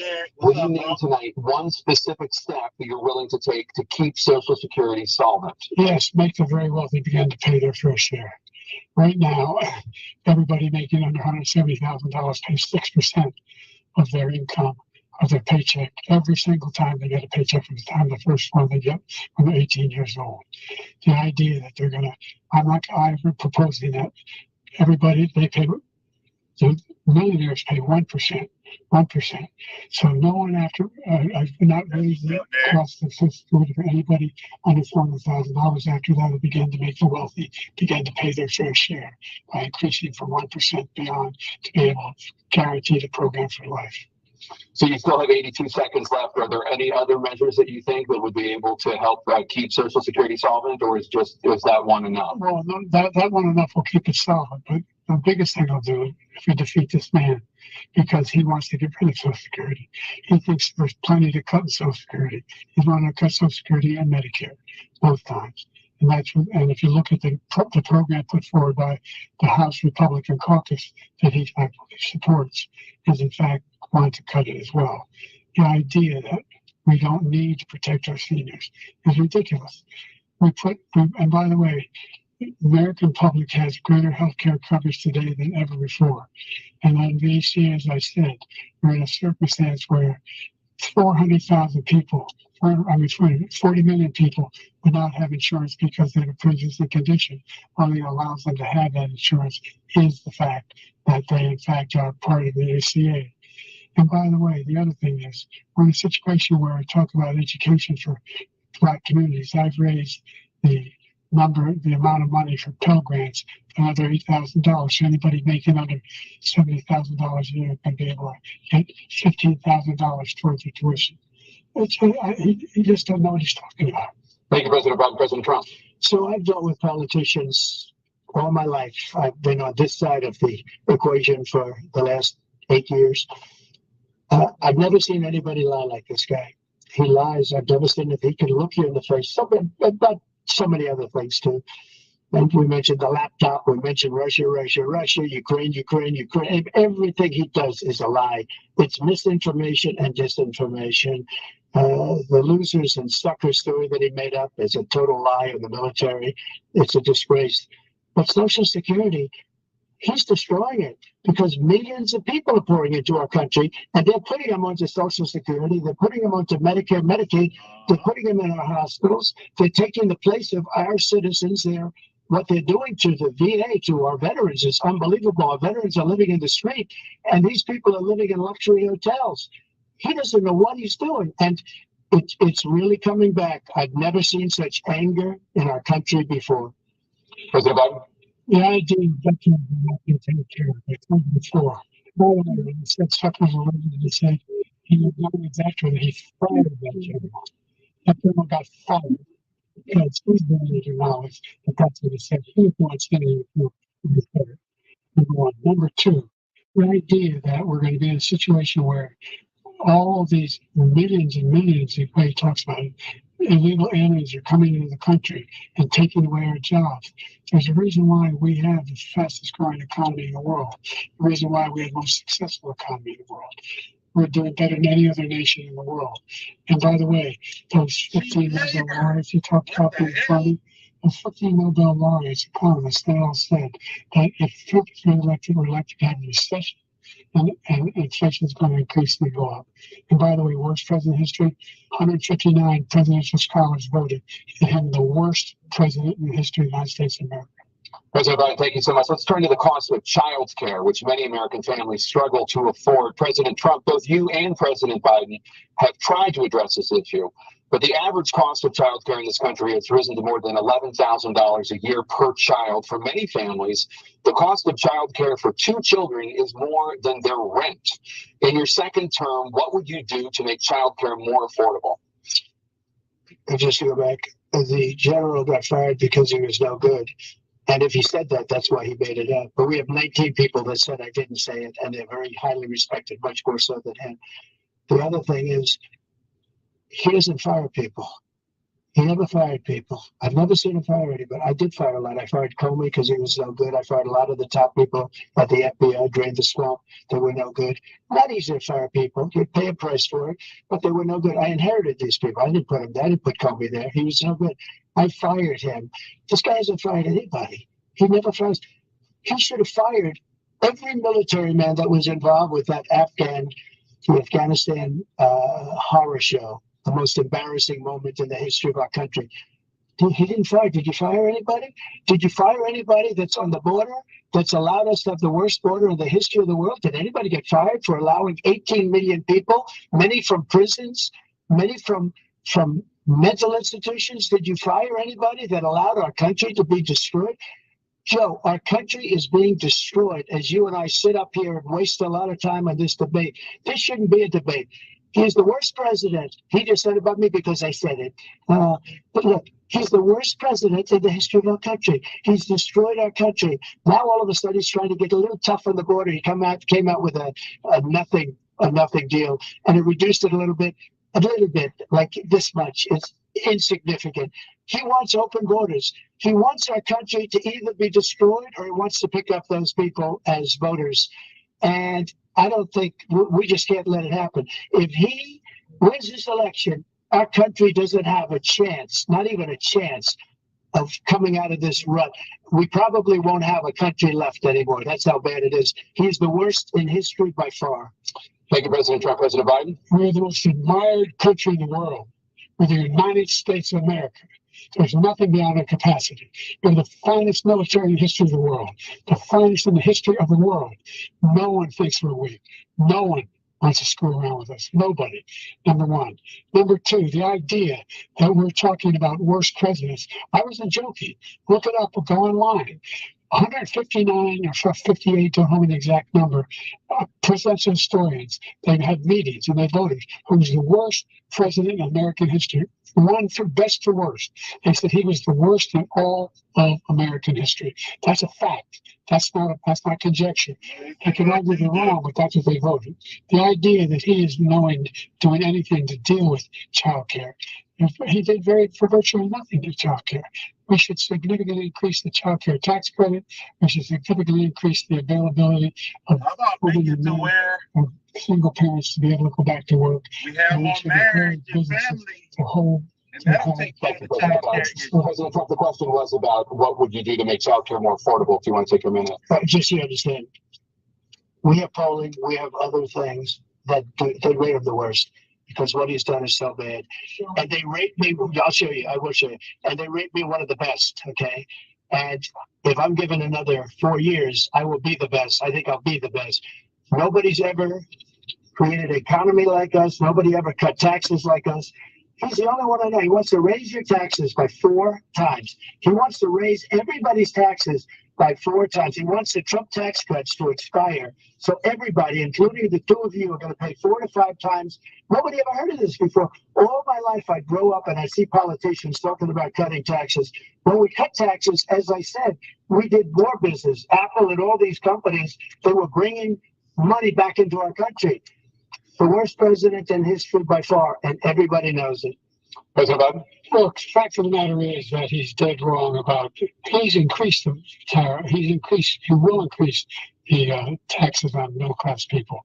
I said I'd never raise a tax on anybody making less than $400,000. I didn't. But his tariff is 10% tariffs. Everything coming in the country, you know what the economists say? That's going to cost the average American $2,500 a year more, because they're going to have to pay the difference in food and all the things that we're importing. Number two, he's in a situation where he talks about how he has not raised, he's somehow helped the middle class. Middle class have been devastated by you. Now you want a new tax cut of $5 trillion over the next 10 years, which is going to fundamentally bankrupt the country. You have the largest deficit of any president in American history, number one. Number two, you have not, in fact, made any contact, any progress with China. We are at the lowest trade deficit with China since 2010. Thank you, President Biden. Thank you, President Biden. Let's discuss an epidemic impacting millions of Americans that both of you have made a top priority in your first term, the opioid crisis. And for both of you, the number of overdose deaths in this country has gone up. Under your term, it went up. Under your term, it has gone up. Former President Trump, despite the efforts that both of you have made, more than 100,000 Americans are dying from overdoses every year, primarily from fentanyl and other opioids. What will you do to Americans right now in the throes of addiction who are struggling to get the treatment they need? To finish up, we now have the largest deficit in the history of our country under this guy. We have the largest deficit with China. He gets paid by China. He's a Manchurian candidate. He gets money from China. So I think he's afraid to deal with them or something. But you notice he never took out my tariffs, because we bring in so much money with the tariffs that I imposed on China. He never took them away. He can't, because it's too much money. It's tremendous. And we saved our steel industries, and there was more to come, but he hasn't done that. But he hasn't cut the tariffs because he can't, because it's too much money. But he's got the largest deficit in the history of our country, and he's got the worst situation with China. China's going to own us if you keep allowing them to do what they're doing to us as a country. They are killing us as a country, Joe, and you can't let that happen. You're destroying our country. So, President Trump, you have 67 seconds left. The question was, what are you going to do to help Americans in the throes of addiction right now who are struggling to get the treatment they need? Jake, we were doing very well at addiction until the COVID came along. We had the 2.5, almost 3 years of like nobody's ever had before, any country, in every way. And then we had to get tough. And it was the drugs pouring across the border it started to increase. We got great equipment. We bought a certain dog that's the most incredible thing that you've ever seen, the way they can spot it. We did a lot, and we were getting very low numbers, very, very low numbers. Then he came along. The numbers, have you seen the numbers now? It's not only the 18 million people that I believe is even low, because the gotaways, they don't even talk about gotaways. But the numbers of the amount of drugs and human trafficking in women coming across our border, the worst thing I've ever seen, at numbers that nobody's ever seen under him, because the border's so bad. But the number of drugs coming across our border now is the largest we've ever had by far. President Trump, thank you. President Biden? Fentanyl and byproducts fentanyl went down for a while. And I wanted to make sure we use the machinery that can detect fentanyl. These big machines that roll over everything that comes across the border. And it cost a lot of money. That was part of this deal we put together. This bipartisan deal. More fentanyl machines, more be able to detect drugs, more numbers of agents, more numbers of all people at the border. And when we had that deal done, he called his Republican colleague and said, "Don't do it. It's going to hurt me politically." But he never argued it's not a good bill. It's a really good bill. We need those machines. We need those machines. And we're coming down very hard in every country in Asia in terms of precursors for fentanyl. And Mexico is working with us to make sure they don't have the technology to be able to put it together. That's what we have to do. We need those machines. Thank you, President Biden. President Trump, and again, the question is about Americans in the throes of addiction right now, struggling to get the treatment they need. Well, it's because this does pertain to it. He ended Remain in Mexico. He ended catch and release. I made it catch and release in Mexico, not catch and release here. We had so many things that we had done, hard negotiations with Mexico, and I got it all for nothing. It's just like when you have a hostage. We always pay $6 billion for a hostage. Every time we say it's a hostage. Now we have a hostage, a Wall Street Journal reporter. I think a good guy, and he's over there because Putin is laughing at this guy, probably asking for billions of dollars for the reporter. I will have him out very quickly as soon as I take office. Before I take office, I said by literally as soon as I win the election, I will have that reporter out. He should have had him out a long time ago, but Putin's probably asking for billions and billions of dollars because this guy pays it every time. We had 2 cases where we paid $6 billion for 5 people. I got 58 people out, and I paid essentially nothing. Thank you, President Trump. Dan? Let's turn to concerns that voters have about each of you. President Biden, you would be 86 at the end of your second term. How do you address concerns about your capability to handle the toughest job in the world well into your 80s? Well, first of all, I spent half my career being criticized being the youngest person in politics. I was the second youngest person ever elected to the United States Senate, and now I'm the oldest. This guy's 3 years younger and a lot less confident. I think that just look at the record, look at what I've done, look how I've turned around the horrible situation he left me. As I said, 15 million new jobs, 800,000 manufacturing jobs, more investment in America, over billions of dollars in private investment in enterprises that we are growing. By the way, we brought off a lot of people, the whole idea of computer chips. We used to have 40% of the market. We invented those chips, and we lost it because he was sending people to find the cheapest jobs overseas and then bring home a product. So I went to South Korea. I convinced Samsung to invest billions of dollars here in the United States. And then guess what? Those fabs, they call it, to build these chips, those fabs pay over $100,000. You don't need a college degree for them. And there's billions, about $40 billion already being invested and being built right now in the United States, creating significant jobs for Americans from all over the world. President Biden, you have 40 seconds left. Would you like to add anything? Yeah, I would. The idea that somehow we are this failing country. I've never heard a president talk like this before. We're the envy of the world. Maybe a single major country president wouldn't trade places with the United States of America. All our problems and all our opportunities. We're the most progressive country in the world in getting things done. We're the strongest country in the world. We're a country in the world that keeps our word, and everybody trusts us. All of our allies and those who he travels up to, from Kim Jong-un, we sent love letters to, and Clinton, etc. They don't want to screw around with us. Thank you.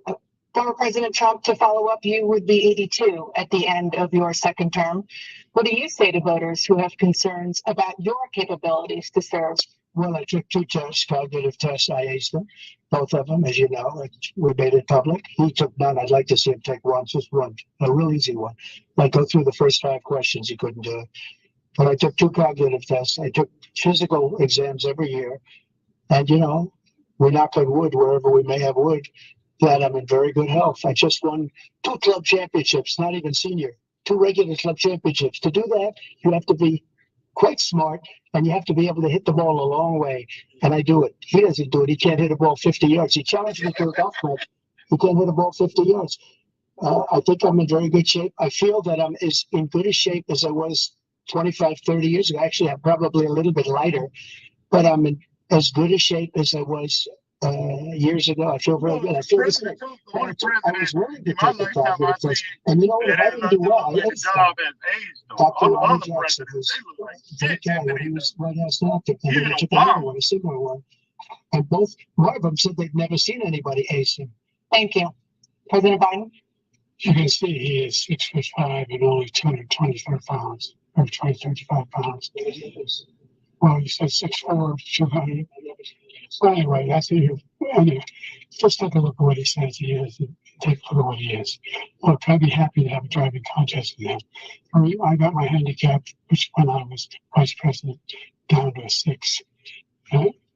And by the way, I told you before, I'm happy to play golf if you carry your own bag.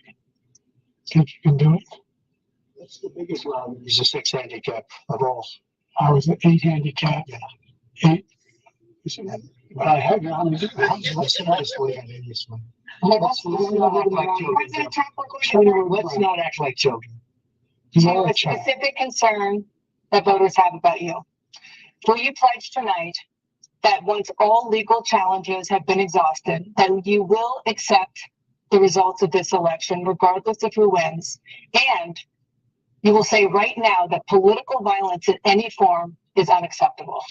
Well, I shouldn't have to say that, but of course I believe that. It's totally unacceptable. And if you would see my statements that I made on Twitter at the time, and also my statement that I made in the Rose Garden, you would say it's one of the strongest statements you've ever seen. In addition to the speech I made in front of, I believe, the largest crowd I've ever spoken to. And I will tell you, nobody ever talks about that. They talk about a relatively small number of people that went to the Capitol, and in many cases were ushered in by the police. And as Nancy Pelosi said, it was her responsibility, not mine. She said that loud and clear. But the answer is, if the election is fair, free, and I want that more than anybody. And I'll tell you something. I wish he was a great president, because I wouldn't be here right now. I'd be at one of my many places enjoying myself. I wouldn't be under indictment because I wouldn't have been his political opponent, because he indicted me because I was his opponent. I wish he was a great president. I would rather have that. I wouldn't be here. I don't mind being here. The only reason I'm here is he's so bad as a president that I'm going to make America great again. We're going to make America great again. We're a failing nation right now. We're a seriously failing nation. And we're a failing nation because of him. His policies are so bad. His military policies are insane. They're insane. These are wars that will never end with him. He will drive us into World War III, and we're closer to World War III than anybody can imagine. We are very, very close to World War III, and he's driving us there. And Kim Jong-un and President Xi of China, Kim Jong-un of North Korea, all of these, Putin, they don't respect him. They don't fear him. They have nothing going with this gentleman, and he's going to drive us into World War III. You want a World War III, let him follow and win, and let Putin say, do what you want, NATO. Just do what you want. There's a thing called Article 5. Attack on one is attack on all, the required response. The idea, I can't think of a single major leader in the world who wouldn't trade places with the job I've done, what they've done. Because we're a powerful nation. We have wonderful, it's because of the people, not me, it's because of the American people. They're capable of anything. They step up when they're needed. And right now, we're needed. We're needed to protect the world because their own safety is at stake. And again, you want to have a war, just let Putin go ahead and take Kyiv, make sure they move on, see what happens in Poland, Hungary, and other places along that border. Then you have a war. President Trump, as I come back to you for a follow-up, the question was, will you accept the results of this election, regardless of who wins? Just to finish what he said, if I might, Russia, they took a lot of land from Bush. They took a lot of land from Obama and Biden. They took no land, nothing from Trump, nothing. He knew not to do it. Not going to play games with me. He knew that. I got along with him very well, but he knew not to play games. He took nothing from me. But now he's going to take the whole thing from this man right here. That's a war that should have never started. It would have never started ever with me. And he's going to take Ukraine. And, you know, you asked me a question before, would you do this? He's got us in such a bad position right now with Ukraine and Russia, because Ukraine's not winning that war. He said, I will never settle until such time.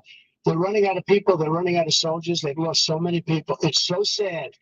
They've lost so many people, and they've lost those gorgeous cities with the golden domes that are 1,000 years old, all because of him and stupid decisions. Russia would have never attacked. President Trump, the question was, will you accept the results of the election, regardless of who wins? Yes or no, please. If it's a fair and legal and good election, absolutely. I would have much rather accepted these, but the fraud and everything else was ridiculous. And if you want, we'll have a news conference on it in a week. And we'll have another one of these in a week. But I will absolutely, there's nothing I'd rather do. It would be much easier for me to do that than I'm running again. I wasn't really going to run until I saw the horrible job he did. He's destroying our country. I would be very happy to be someplace else in a nice location someplace. And again, no indictments, no political opponent stuff, because it's the only way he thinks he can win. But unfortunately, it's driven up my numbers and driven them up to a very high level because the people understand it. Let's see what your numbers are when this election is over. Let's see. You're a whiner. When you lost the first time, you continued, you appealed and appealed to courts all across the country. Not one single court in America said any of your claims had any merit, state or local. None. But you continue to provoke this lie about somehow there's all this misrepresentation, all this stealing. There was no evidence of that at all. And I tell you what, I doubt whether you'll accept it because you're such a whiner. The idea if you lose again, you accept it anyway, you can't stand the loss. Something snapped in you when you lost the last time. We'll be right back with more from the CNN presidential debate live from Georgia. Which president sounds more presidential and ain't ready to do this shit? And which president sounds tired and wore out? SiriusXM celebrates Black Music Month with Black Music Forever, a limited edition channel with hip hop, R&B hits, and breaking music from Black artists. Black Music Forever throughout the month in the SiriusXM app. SiriusXM.com/BFM for more info. A special announcement from Fox Business host Charles Payne. Investing today can be a time of turmoil and a time of opportunity, depending on how you choose to invest. Factors like the economy, political turmoil, and advancements in artificial intelligence can either sink your returns or skyrocket them higher. Hi, I'm Charles Payne. In my new book, Unbreakable Investor, I show you how I adapt and bend with the market so I never break. How I turn market volatility and disruption into money-making opportunities. Knowing how to invest this way could be the difference between a stressful or a stress-free retirement. It's vital knowledge for everyone with any money in this market. That's why if you text me right now, I'll cover the cost of the book and send you a copy for free. To get your free copy of Charles Payne's new book, Unbreakable Investor, text the word PROFIT to 505-505 and just cover shipping. Text PROFIT to 505-505 while supplies last. Text PROFIT to 505-505 right now. Message and data rates may apply. At Progressive Commercial, we know a trucker's time is money. And, well, there's a lot that can impact your time on the road. Like that 2004 sedan who didn't want to merge 2 miles back when everyone else did. Their bumper sticker may say peace, but their actions say otherwise. We can't save you from selfish drivers, but we can help save customers save over $2,700. Let's see what people I'm on Facebook, see what people talking about. ProgressiveCommercial.com. Progressive Casualty Insurance Company affiliates. See customer specific CSA instructions are registered on data for transportation on available states. These statements are not for the registration. This product is not intended to diagnose, treat, cure, or prevent any disease. Do these 3 words make you crave calcium oxalate stones? If so, then this message will be a huge relief, because now there's a kidney health supplement that has shown in laboratory tests to reduce the rate of calcium oxalate crystal growth by 99%. That's right, 99%. It's called Kidney Cop, Calcium Oxalate Protector, and nothing else comes close to its success. In fact, it has a 100% satisfaction guarantee. Kidney Cop is so innovative, it's been awarded 5 U.S. patents, is recommended by doctors and pharmacists, and is winning rave reviews from people all over the country. You can be one of them. Kidney Cop is super affordable. You can purchase affordable Kidney Cop today by visiting Amazon.com, Walmart.com, or KidneyCop.com. If you cringe when you hear the words calcium After the debate, I'm gonna put it on CNN. I like to see them. I like to listen to CNN whine and cry about Trump. I know Van Jones crying. I know he ready to get rid of Biden. Man, commercial break right now. Oh yeah, Van Jones praying that the Democrats swap Joe Biden out for Michelle Obama.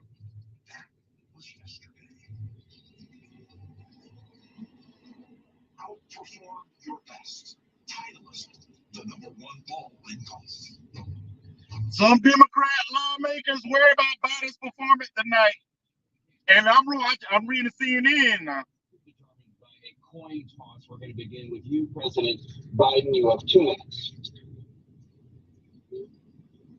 We've made significant progress from the debacle. Damn. See, you did check the hell out of Biden.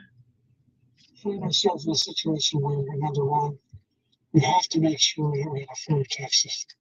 I ask anyone out there in the audience, and anyone out watching this debate, do you think the tax system is fair? The fact is, that I said, nobody even making under $400,000 had a single penny increase in their taxes. People not when the Bob elected, that would be the case again. But this guy has increased your taxes because of the deficit. Number one, he's increased inflation because of the debacle he left after the way he handled the pandemic. And he finds himself in a position where he now wants to tax you more by putting a 10% tariff on everything that comes in the United States of America. And I did, when, for example, he wants to get rid of the ability of Medicare for us to be able to negotiate drug prices with the big pharma companies. Well, guess what? We got it down to $35 for insulin instead of $400. No more than $2,000 for any senior, no matter how much prescription they need. You know what that did? That reduced the federal debt by $160 billion over 10 years because the government don't have to pay the exorbitant prices. I'm going to make that available to every senior all along. It's happening now, and everybody in America. He wants to get rid of that. I'm going to make sure that we have child care. We're going to significantly increase the credits people have for child care. We're going to make sure we do something about what we're doing on lead pipes and all the things that are causing health problems for people across the country. We're going to continue to fight to bring down inflation and give people a break. Thank you, President Biden. President Trump, you now have 2 minutes for your closing statement.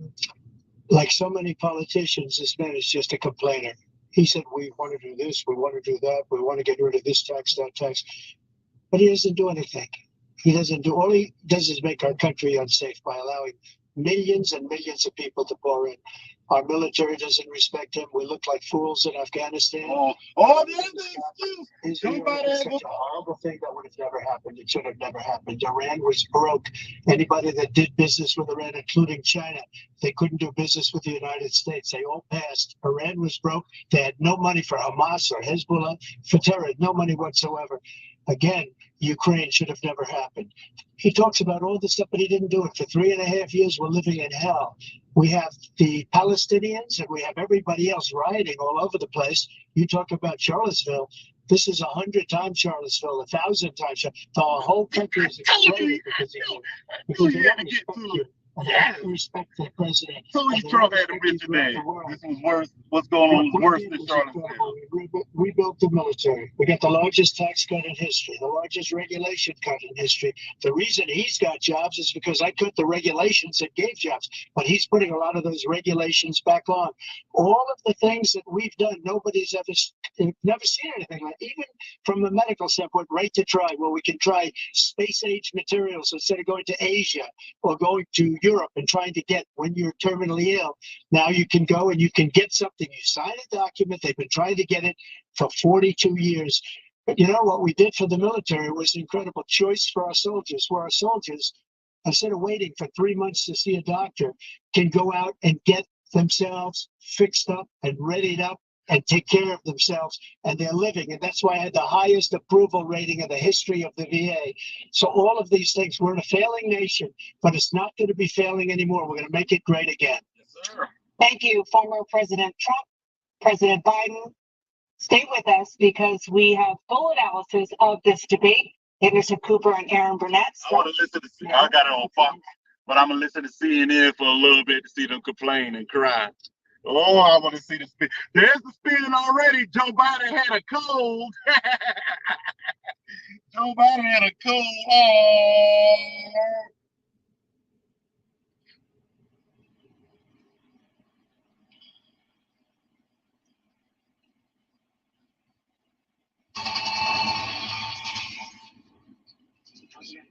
Presidents making their way off the scene at debate stage. Looks like Joe Biden, First Lady, has come out. Former President Trump walking off the stage.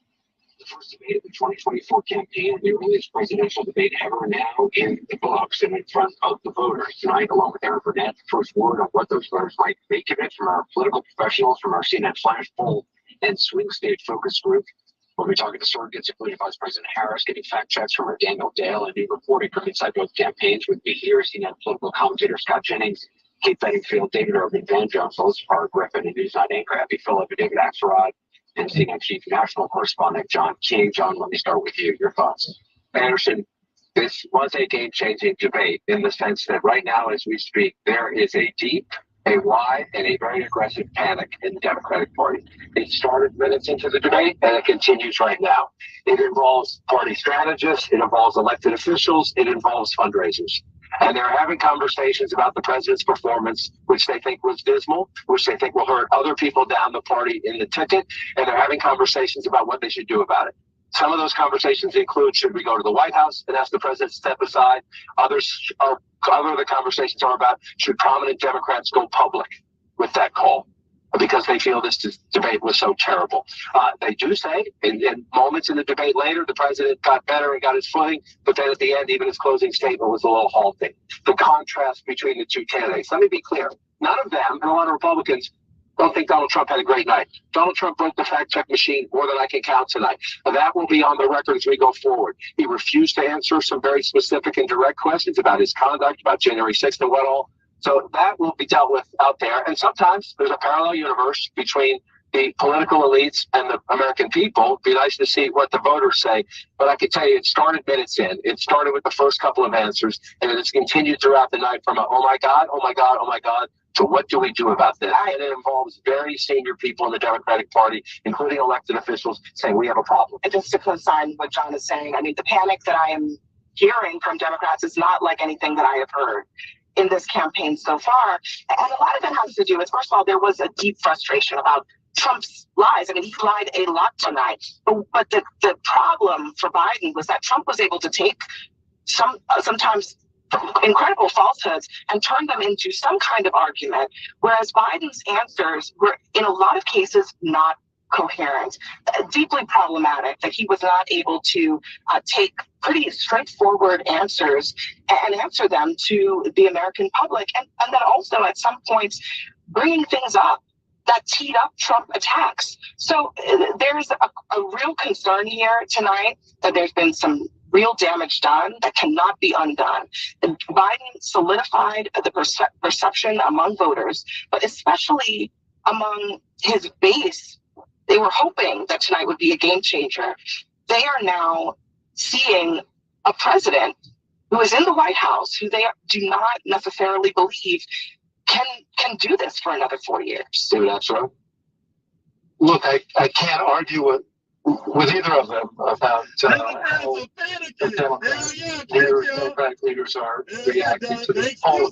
We said at the beginning that each person had a fundamental goal. For Biden, that goal was to appear energetic, engaged, and look like someone who is capable of serving for another 4 years for president. That was job number one. I actually think he scored a bunch of points. I think if you just judge this on sort of policy stuff, he did score a bunch of points on issues like abortion, for example, on some of the economic issues. But there is a feeling. I think there was a sense of shock, actually, at how he came out at the beginning of this debate, how his voice sounded.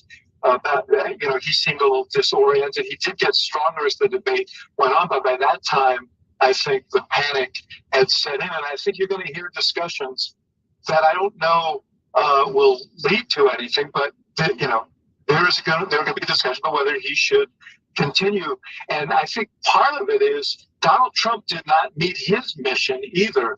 He could not resist the the temptation to be nasty, to prevaricate about a whole bunch of things, about his own record, about Biden's record, and to seem petty and small at times. So what you saw was a candidate who was deeply vulnerable and a president who may not be able to take advantage of it. Listen, if anybody in America thinks that was even close to being an okay debate by Joe Biden, I'm living in a parallel universe. That was an unmitigated disdain for the second he walked out, an opposing statement. The biggest issue for Democrats is abortion, and he couldn't give an answer. He gave an answer he couldn't even give a coherent answer on the biggest issue for Democrats tonight. I've heard from leading Democrats across the United States, elected governors, congressmen, who are texting me and saying, I'm worried I'm going to lose if Joe Biden's at the top of the ticket. Bob Casey, I promise you tonight, the state of Pennsylvania is thrown up in his mouth because he knows if he's going to stand next to Joe Biden, he's going down in Pennsylvania. If he's on the ticket, I don't know how it's going to work. Yeah, look, it was a really disappointing debate performance from Joe Biden. I don't think there's any other way to slice it. His biggest issue that he had to prove to the American people was that he had the energy and the stamina, and he didn't do that. And so I think that is of concern, and I think for a lot of Democrats that's very disappointing. I will say Donald Trump also had some really rough moments in this debate, and talking to the Biden campaign, they say their dials started really moving away from Trump as he was increasing his personal attacks on Biden. So I think there was a lot about his kind of character and the kind of personal nastiness that he was putting on display. That doesn't help the swing voters that he needs.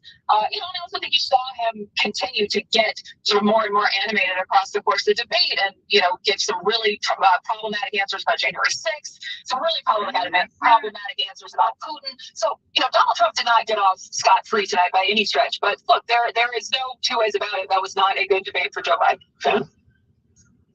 I like Joe Biden. I went to Joe Biden. He didn't do well at all. He did not do well at all. And he looked, I'll give you the analysis. You gotta have the old man versus the con man. I can walk you through how I'm supposed to see it and say it, but I'm just going to speak from my heart. I love that guy. That's a good man. He loves his country. He's doing the best that he can. But he had a test to me tonight to restore confidence of the country and of the base, and he failed to do that. And I think there's a lot of people who are going to want to see him consider taking a different course now. We're still far from our convention, and it is time for this party to figure out a different way forward if he will allow us to do that. But that was not what we needed from Joe Biden. And it's very painful for a lot of people. It's not just panic, it's panic. If I may just add to that, I think I lost in the first 2 minutes. I think a lot of voters probably tuned out, and millions of people are having conversations with their families, with their friends, of if the president is up to the task and if he should step aside. I'm someone who believes this former president is a threat to democracy. I don't know how to play golf at all. So I ain't even going to criticize either one of them about golf. I don't know how to play that. I got the golf. One of my white friends went over the kid accidentally hit me in the ankle with a golf ball. In 18 weeks, Donald Trump will be the president-elect. The people doing focus groups tonight, and we'll see. Yeah, if I was president, I wouldn't be golfing. I'm too busy anyway. I can't even say nothing on golf. And Trump's numbers went down, both because he was ducking questions, he was lying about some things, and he was refusing to answer. And some of it was the tone. They don't like it. So when you see that, when you see sort of the statistics, you're going to look at like, oh, that's a mixed bag. But to Vance's point about the president's performance, that's what caused the panic. So the question is, and my question actually is, what happens? Because it's a great political strength of Joe Biden. The number, the better you play. Tiger has an average of 6.5. Because he is so tough. Damn. Someone, and I don't know who it is. If they go to Joe Biden and say, Joe Biden can go on. Do this. Number one. And the question is, again, I'm just telling you at this point, I've been doing this for 30-something years, going on 40 years, and I have never, ever had what happened on this thing tonight happen in the middle of the debate. It started early, and it continued. And to Vance's point, Van made a very important point. These are people who love Joe Biden, who credit Joe Biden for kicking Donald Trump out of the White House. They're Democrats. The Democratic Party is a very diverse party. It fights about a lot of things. It has generational issues. It's had regional issues and everything else. The thing that unites the Democratic Party is trying to keep Donald Trump from getting back into the White House. They love Joe Biden for kicking him out. They don't want him back. They came into this debate nervous that Biden was in a weak position. They leave this debate panicked. John, if you love the guy, how could you put him out there? If you love him, if you love Joe Biden, if that was my father, You don't want to go on the field. It's the great way. There's this legacy in the Democratic Party. You don't challenge the incumbent because what has happened in the past, they haven't beaten the incumbent, and then the incumbent has lost. Actually Donald Trump that helped make Joe Biden the nominee, because there was a feeling that if there were a primary, that would weaken, that Biden would probably win, but it would weaken him in a general election. And so there were people who could have run it, didn't run, because the history of that is bad. The point is now he is the nominee of the Democratic Party. This isn't the 60s, okay? Voters choose the nominee. He is the nominee. Only he can decide whether he's going to continue. And as you point out, and as Kate knows very well, this is a guy with a lot of pride and who believes in himself. And the idea that he's going to say, you know what, I had a bad debate, I think I'm going to walk away from this, I find it hard to believe. It was also an, and I'll let you, I know Scott, you've been trying to jump in, but it was also, it was an atypically bad performance, okay? And it was also one night. So yes, was it an important night? Yes, but it was one night in the course of a campaign. So I think let's see how voters react to it. The problem with the one night is that it's a one night that helped confirm people's fears. It's the one night that everybody was watching. That was essentially, Trump said, you ought to take a test. That was his test. And people are going to feel that he came up wanting, not on the substance. I think he actually won on the substance. I don't think Trump did well. I think what it says to a lot of people, a lot of active Democrats is, man, we can beat this guy, but I don't know if we can beat him. Playing with himself right now. It's really announced Black Friday. I said I thought this candidacy was teetering, and everybody jumped on me. Yes, we did. Yes, we did. Every single person out here, and I just, the candidacy has fallen. Okay, man, I know you're speaking from your heart. I'm worried about the president. We should pray for the president. I think his advisors, I think the White House, and I think his family have a lot of explaining to do to their party and to the American people. All handicaps and a little aside here and there. The serious point is the one that people take away from this, which is this is just a man who can't do the job. What's wrong with that, by the way? Can't we admit that? Everybody has a relative who's in a situation like this. I hope Joe Biden lives another 20 years. I'll drop the link in a little bit. In Delaware, ASAP. Anybody want to come up? Hit that like button. We now know that every single person who said that has been lying to the American people, including Kevin McCarthy. We've been told, okay, I mean, just saying. Everything we've been told about his mental acuity by these Democrats has been a lie, and everything we think we knew has been confirmed. I got a text from a friend. She's not terribly political. She maxed out to Biden in the last election because she hates Donald Trump. She said to me, I will never forgive the Democratic Party for this election. If the Democrats truly believe that he is an existential threat to democracy, and that's not just some talking point, they will wake up in the morning and they will do something else, because this is not sustainable. That's another point about there are Democrats who are panicking, and then there are a lot of Republicans who did not want to vote for Donald Trump, who do not want to vote for Donald Trump, who are also panicking tonight. I heard from one who said, this is scary. That's how it was described to me. And I'd second that. There were a lot of those feelings, not just from the base of the party, but other people who really think that there should be an alternative to Trump, who they think is dangerous. And that's the other part of what is unfolding tonight in terms of the panic that is out there. Yeah, I already have, coming into this debate, support for third-party candidates. Robert F. Kennedy Jr. highest, and then Jill Stein and Cornel West nowhere near as close. But if you add it all up, you get into the teens in most states when you do that. I think one byproduct out of this is to watch and see if those numbers go up a little bit. I'm not saying they're going to go up anywhere like a Perot standard, but you get to third-party candidates getting into double digits, then that really starts to twist your electoral math, state depending on who they're drawing from state by state. Because this was already a very complicated race. This is number one, the biggest complication right now is conversation with the Democratic Party. But the other complication is going to be if Joe Biden stays put, and Kate's right, maybe there'll be another debate. I'm not sure Donald Trump's going to agree to a second debate. Biden's going to need it now. I'm not sure Trump's going to agree to it if the dynamics of the race change. I would also watch the third party. I just want to say one thing, especially to you two guys. If for whatever reason, there's a change at the top of the ticket. You guys are in trouble with Donald Trump because the guy who was up there tonight is not a guy who's going to inspire people. He did not show in any way that he has changed from the guy who people have a very positive opinion of for a lot of good reasons. I think Donald Trump won several policy exchanges tonight. I think he did well on immigration. I think he did well on the economy. I think he did well on inflation. I think he went back to Afghanistan as he should have.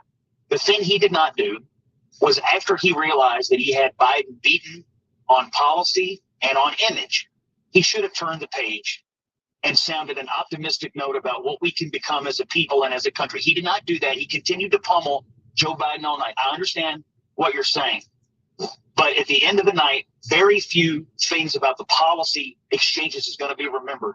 People are going to remember Joe Biden They're going to remember him shuffling out.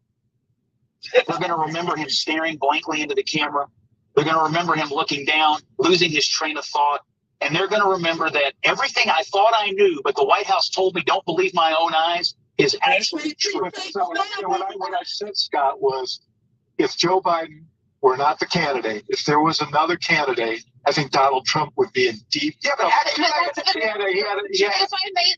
that is such a sad state of affairs. Something I was consistently hearing is what a bad debate in the sense that Donald Trump lied throughout. He misrepresented. He tried to turn away from key points that he should have given answers on and kept deflecting. With any normal generic Democrat next to him, I don't think he would have won the night. But you put somebody who was suffering from the moment that they got out. It was hard to watch. I had to occasionally look away because it was so uncomfortable. I think America deserves better than the options that are in front of them. It's really devastating. And by the way, our allies are watching. Yeah, look, I mean, the way that I would try to phrase it if I were less emotional is Biden stuttered, but he told the truth. You look terrible, but his policies were good. Trump spoke plainly, but he lied the whole time. And he looked good, but his policies were terrible. I mean, he's going to do nothing on climate change. He was hugging the cactus on abortion. I mean, his policies are terrible. So you have somebody who probably shouldn't be president, and you have somebody who cannot be president in terms of what Donald Trump represents. So we have a problem as a country now, and this might be an opportunity for people to come together and figure this out, because neither one of those people right now are inspiring the confidence that they should inspire, that they can do the job in a way that would be good for the country. But young voters are up for grabs in this election. I don't know a voter under 30 who would have watched tonight and could say, I have confidence in Joe Biden and casting my vote for 4 more years of Biden. And this opens the door, by the way, for the conversation about if Joe Biden remains the candidate, you're not voting for Joe Biden. You are voting for President Kamala Harris. Let's be honest. That is where the Trump campaign is going to go with this. They started down this road with an ad they released today. If this conversation about who you're actually casting your vote for, the volume is going to ratchet up. But I got news for you. She's less popular than he is. That is going to be a big problem for the Democrats if this ticket stays the way it is. Yeah, the Scott's Democratic friend who maxed out, right?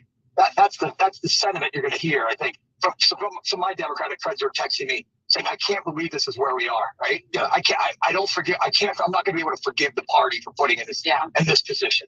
Look, on the lies on Donald Trump's lies, I mean, I spent a lot of time thinking about this throughout the debate because, we in the media, I sit in the chair and I fact check Trump all the time. So I know these lies by heart at this point.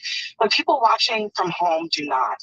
And Biden's job as the other person on the other side of the stage is to be the one to very quickly dispense with the lies and to shut them down. And I don't think that happened enough times in a coherent way to blunt the fact that Trump was taking a universe that was built on a house of lies and building a whole world for the millions of people watching. Particularly on some of the most basic subject matters that President Biden should have been able to just... That world that he was able to build, it was not knocked down by the president. That is really the hardest problem. He may have won great policy points, but part of the job on the debate stage is dealing with an opponent like Donald Trump, who goes like a mile a minute on things that are not true.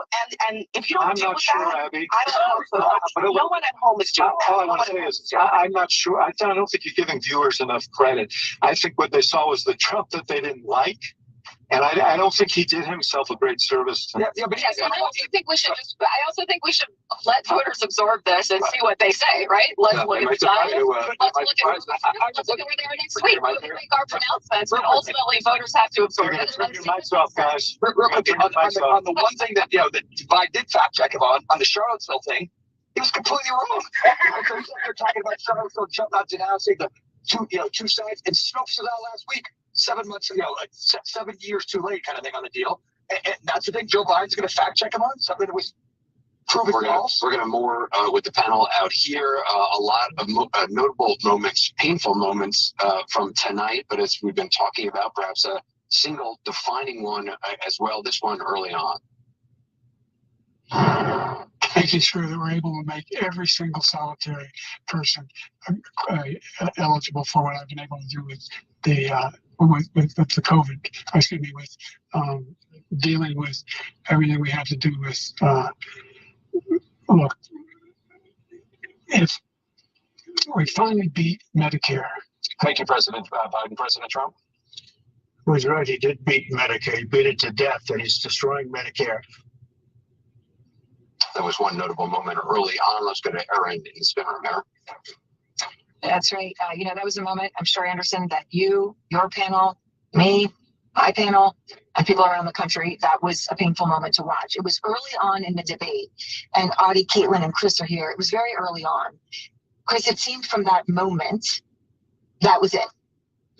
I think it was even before that moment when he first started speaking, President Biden, and that the raspiness, the hoarseness of his voice, that was at 9/11. And, there were several minutes when Jake and Dan were setting the rules. That's probably been less than 10 minutes into the debate. And he totally lost his train of thought and ended up saying Medicare just out of the blue. We've heard so much from the other panel about their reactions to this. I think ever since, and I've had this conversation so often, that after the midterms, if Joe Biden, after a remarkably successful first 2 years and a remarkably successful midterm for a first-term president, had said, I'm the transitional president, and I'm moving on and sending it to another generation, but he was unwilling to do that, and Joe Biden was unwilling to do that, and ever since then we have been. I'm just as you're saying that, I'm only interrupting you, Chris, because that is a watch party. That's live right now. Joe Biden is joining her at the watch party she was at in Atlanta. Obviously, a response that does not match what seems to be the broader response. They're cheering for him right there, as you can see. Do we want to watch that, or no, we don't have to. Okay, anyway, I was just going to say that the two of them decided after November of 2022 that he was going to seek the presidency when there were so many people who thought he should have turned it over to a new generation. And this has been, quite frankly, a car accident in slow motion that we've seen over and building and questioning it. And, as has been pointed out, Joe Biden sought this debate at this remarkably early time because he knew he was losing and he needed to change the narrative. And he did change the narrative. He sunk his campaign there. Well, and we're in the spin room right now. This is where the surrogates and allies of the campaign come to spin their candidates' respective performances, and it is going to be an immense challenge for Biden surrogates. We have Governor Gavin Newsom here, and also Senator Raphael Warnock in the back of the room. Campaign aides in here as well. No reporters are talking to them. Every reporter in here has just swarmed the two Biden surrogates that are inside this room. And I think what I'm most struck by after listening to that entire performance and talking to the Biden campaign officials and covering President Biden myself his first 2 years in office was part of his closing statement there. He made no mention of abortion or Donald Trump's felony conviction. The two things that they have talked about the most, the fact that is the biggest contrast between President Biden and former President Donald Trump. Obviously, the felony conviction, but also what they've done on reproductive rights and the fact that through the justices who helped overturn were put on the Supreme Court by former President Donald Trump. But on January 6th itself as an issue, Donald Trump lied about January 6th. He downplayed his own role, and he also claimed that police officers were ushering people in that day. They testified they were actually overwhelmed and outnumbered, and that's why people were able to get to the Capitol that day. And President Biden, who delivered an address on the anniversary of January 6th, and said that Donald Trump holding a dagger to the throat of democracy, did not seize on that moment and did not take that. So can I just for a moment, because we can hear him, and this is happening right now. So I just in this moment, he's at a watch party. They're cheering for more years. He's speaking.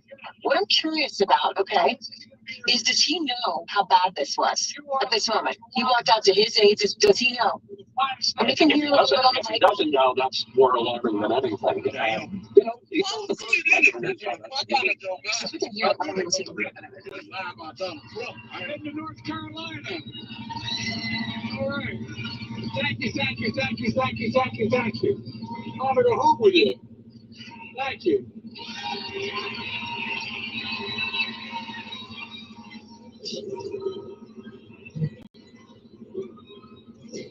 So there he is. Thank you. That was an applause going to that party.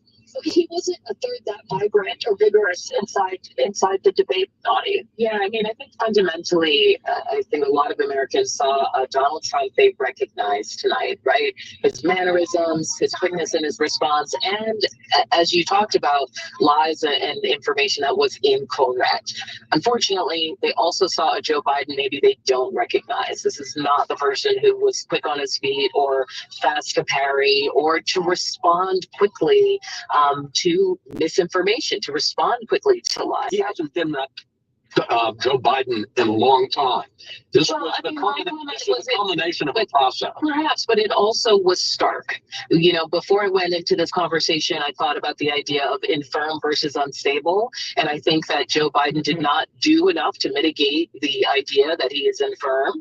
And Donald Trump was able to mitigate looking unstable. When I think about how he talked about abortion, for instance, trying to show that he was not extreme in some way.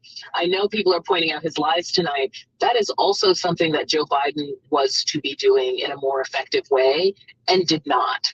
And so it's sort of hard to be here now and say, this is was said and that was said. Like, that's your job on the stage to also jump in quickly. There were also moments where the sentence would end and there was maybe an attempt to have a back and forth between them, obviously because the mics, they weren't able to do that. And then there would be another question. You have to use your time effectively.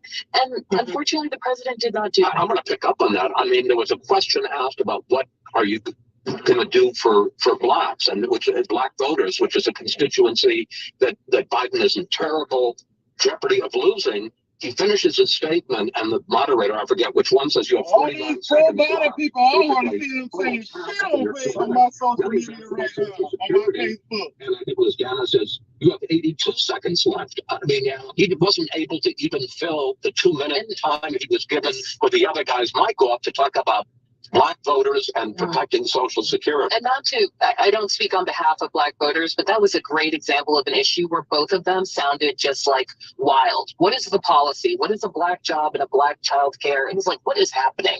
It was very similar to the end when they started going off about golf. Why? I mean, those are those moments where I think as a voter, you're just like, these are the options, and it doesn't feel great. One of the number one concerns that you hear from parents in this country, parents have to quit their jobs because it's less expensive to not work. Neither of them gave a substantive answer on that. They were both answering questions on very different topics. And Chris and I turned to each other and said, this was a question about childcare costs. A lot of clumsy kind of response. Yeah. I'll note that the mics, and that was, the Biden campaign agreed to that. They wanted that because they were so frustrated by how that first debate in 2020 went on this issue. And you did see Biden not using his time effectively with those times where Trump was not answering the question. I mean, Trump was asked 3 times if he would accept the results of the 2024 election. Obviously a critical question as we find ourselves in a state where he sought to overturn the election results here and was indicted and had his mugshot taken out 3 miles from where we're sitting right now.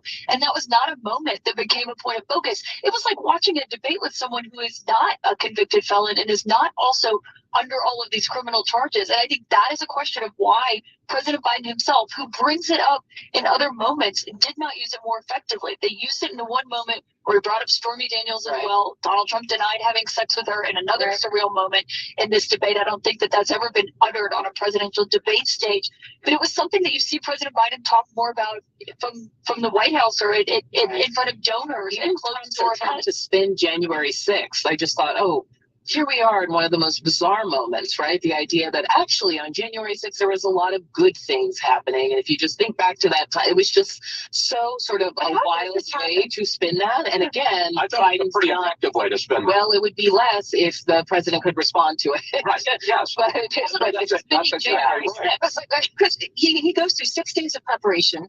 at Camp David. More than that. And they know the It was rules. more than a week. Okay, and so more than a week. They know the rules. He practices with the mics. He knows every one of these questions is coming.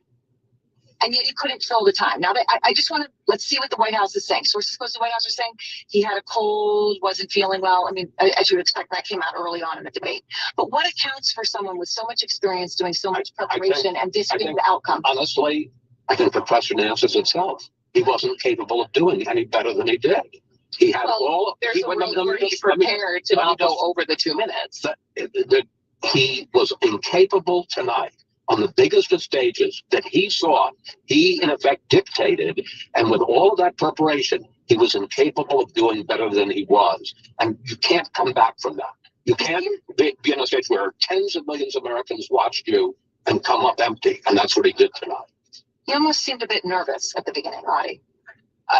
We could read all kinds of things into the facial expressions and, the utterances. But I think at the end of the day, we heard the partisan panel start to wistfully look in the air and talk about what if he wasn't on the ticket. And I think that kind of language and the kinds of things that you're going to see over the next 24 hours is really going to be the important conversation. This debate was early.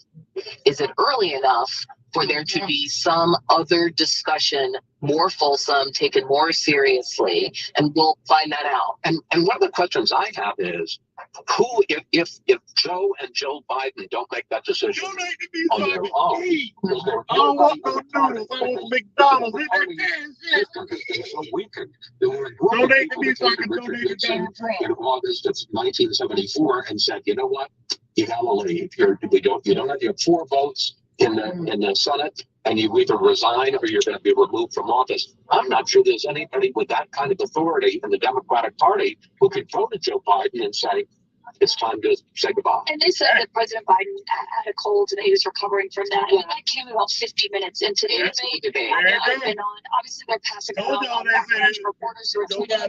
Those who are watching at home, millions of them who have never even considered having a Twitter account, are not going to see that. And it's not really going to help reassure voters, because we do live in this moment where President Obama had a really terrible first debate. His own aides will now admit it, that he came off and he wasn't prepared and he wasn't ready, and Mitt Romney surpassed him in that debate.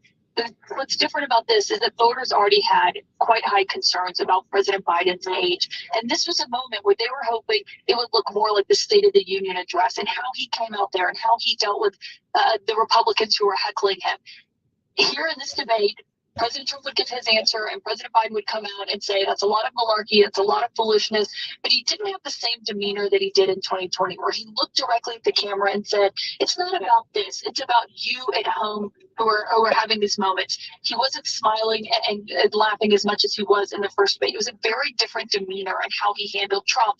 Trump, on the other hand, was not even making eye contact. He wouldn't even look at President Biden or in his direction, as he was trying to stick to the messaging, or he would redirect a question about a general of his resigning into Biden and Afghanistan. He was taking those moments towards, and that is something that the Trump campaign worked with Trump on privately. And I can tell you, obviously this is the Trump campaign. This is what they're saying. They could not be more thrilled with how tonight went and feel really good about it. And they were nervous going into this debate of how Donald Trump would do. And now they're walking out of it feeling pretty good. Yes, certainly maybe didn't expect even. Somebody sent me an emoji from a top person in the Trump campaign, just 4 flames, 4 dumpster fire flames. Another one wrote train wreck. They couldn't feel better about it. And they should feel good about it. It was a very good night. And the one thing I will say, for Trump, and there's no question, he lied about a lot of stuff. A lot. But he also showed real discipline. And, you know, one of the big questions you talked about, unstable versus unfirm, he was not unstable, and he was very controlled, controlled even in the lies. But he had discipline. He called Biden a Manchurian candidate. He lied about late-term abortions and completely misrepresented what happened on January 6th as well. Well, there were many things that were not true, but it was not a repeat of 2020. It's unstable sort of perspective. All right, all stay with me for more reaction. Anderson, I know we've got to hear what the White House has to say now. Yeah, I want to bring in senior White House correspondent MJ Lee, who covers the Biden campaign, how they're seeing this tonight. What are they saying? Yeah, well, Anderson, obviously a ton of Democrats, voters, elected officials were tuning in tonight, really nervous and really desperate for President Biden to give his aide performance. And after his performance, it has really set off panic. There was one Democratic congressman I was in touch with who was on Capitol Hill at a watch party with a number of other lawmakers. And that moment early on in the debate where President Biden was talking about the national debt and seemed to lose his train of thought, paused for several seconds, and then gave a confusing answer. He said that when that happened, the entire room was just completely silent and in shock, and that this member's own reaction was that he wanted to jump off of a bridge. And he said that throughout the course of the 90 minutes of the debate, he and the other lawmakers in the room felt like Donald Trump looked young and Joe Biden looked old, and that Donald Trump seemed to mostly be on the offensive, and that Joe Biden seemed to be mostly on the defense. Democrats, he said, are just panicked right now and don't even know what to do. I mean, these are some really devastating reviews for a Biden campaign that really wanted to use tonight to dispel this notion that real quick, I'm gonna let it play. I'll be right back. Right before the debate, Biden advisors were hoping that for tonight, a lot of Americans would be tuning in and seeing a President Biden that was more than just the 10, 15-second clips that they often see on social media where he does look feeble or older. And now we have another example of the kind of moment that is sure to go viral on social media. The Biden campaign, I should note, is obviously trying to do their best to offer their best spin. You know, they have pointed out moments from the debate that they say, landed better for President Biden on January 6th on the abortion issue. They're also saying that for President Trump, when he was being more vicious and being more personally insulting, that wasn't a good look for him. One source familiar with the campaign's thinking said, yeah, the president had a slower start, but he did warm up both on substance and on style. But I have to tell you, Anderson, so far, I haven't heard a convincing argument or spin on the president's overall performance, either from the White House or the campaign. MJ, thank you. Senior Kristen Holmes has some new reporting from the Trump camp. What are you hearing? Yeah, Anderson, I mean, you just heard a lot of what MJ had to say, and because of that, it's no surprise that Donald Trump's team is currently celebrating the outcome of the debate. They believe that Donald Trump won handily, and there's really two reasons for that. One, as Kayla noted earlier, they were not responding to the debate. They had done a lot of preparation. They had really encouraged Donald Trump to stay on message, but there's always that chance that Donald Trump is going to go rogue. They don't believe he did. They believe that the former president did exactly what they wanted him to do, what he set out to do, which was to just stay focused on message, to not go overtly with the attacks on Joe Biden and his family, to not be too aggressive, and to look hinged, to look like somebody who could be the next president of the United States. They believe that he accomplished that. Now, the other part of this, of course, is what we just heard from MJ. We are hearing Democrats, both privately and publicly, talk about Joe Biden's debate performances. They have been, Trump's senior advisors, closely monitoring social media, looking at the clips of people saying that Joe Biden looks feeble and weak, talking about the fact that Joe Biden had a number of pauses. They believe that obviously adds to their case that they won the the debate earlier tonight. And in fact, there had been some rumor and speculation that Donald Trump might show up here in the spin room. I spoke to one senior advisor who said, why would he do that when he just had such a remarkable performance? He doesn't need to go out there and do any spinning. They want him to just get in his car and go home and take the win. That's where they are standing right now. And again, they were nervous going into this. They had done extensive preparation, despite the fact that they said that Donald Trump didn't need to prepare. They'd even been watching old video clips. They are very happy tonight on their way to Virginia. We're going to hold a rally tomorrow. Thanks very much. Back here with the team outside the debate hall. John King, I mean, what happens now? A couple of things happen. Number one, we rate. I would say we should wait. We won't, but we should wait a week and see how this settles out in the polling, particularly in the battleground state polling, and particularly among the most important subgroups. What happens right now is, I would just say that if the Trump people are around and say they won the debate, we'll see if that holds up. Biden lost the debate. I don't know if Trump won the debate. The early indications we're getting, again, from pollsters and party strategists who were talking to people in focus groups and doing dialogue groups, is that Trump actually fared pretty poorly on the issues, and his tone was negative. So I don't think we don't have any evidence before us right now, in the hour after it ended, that Trump gained a lot of new voters, put it that way, right? Did he hurt himself with the Trump base? Absolutely not. And so now, Donald Trump's going to get 40-something. He's going to get 40-something. Did he grow tonight? I'm a little skeptical of that. The main issue, though, is the president of the United States, the incumbent.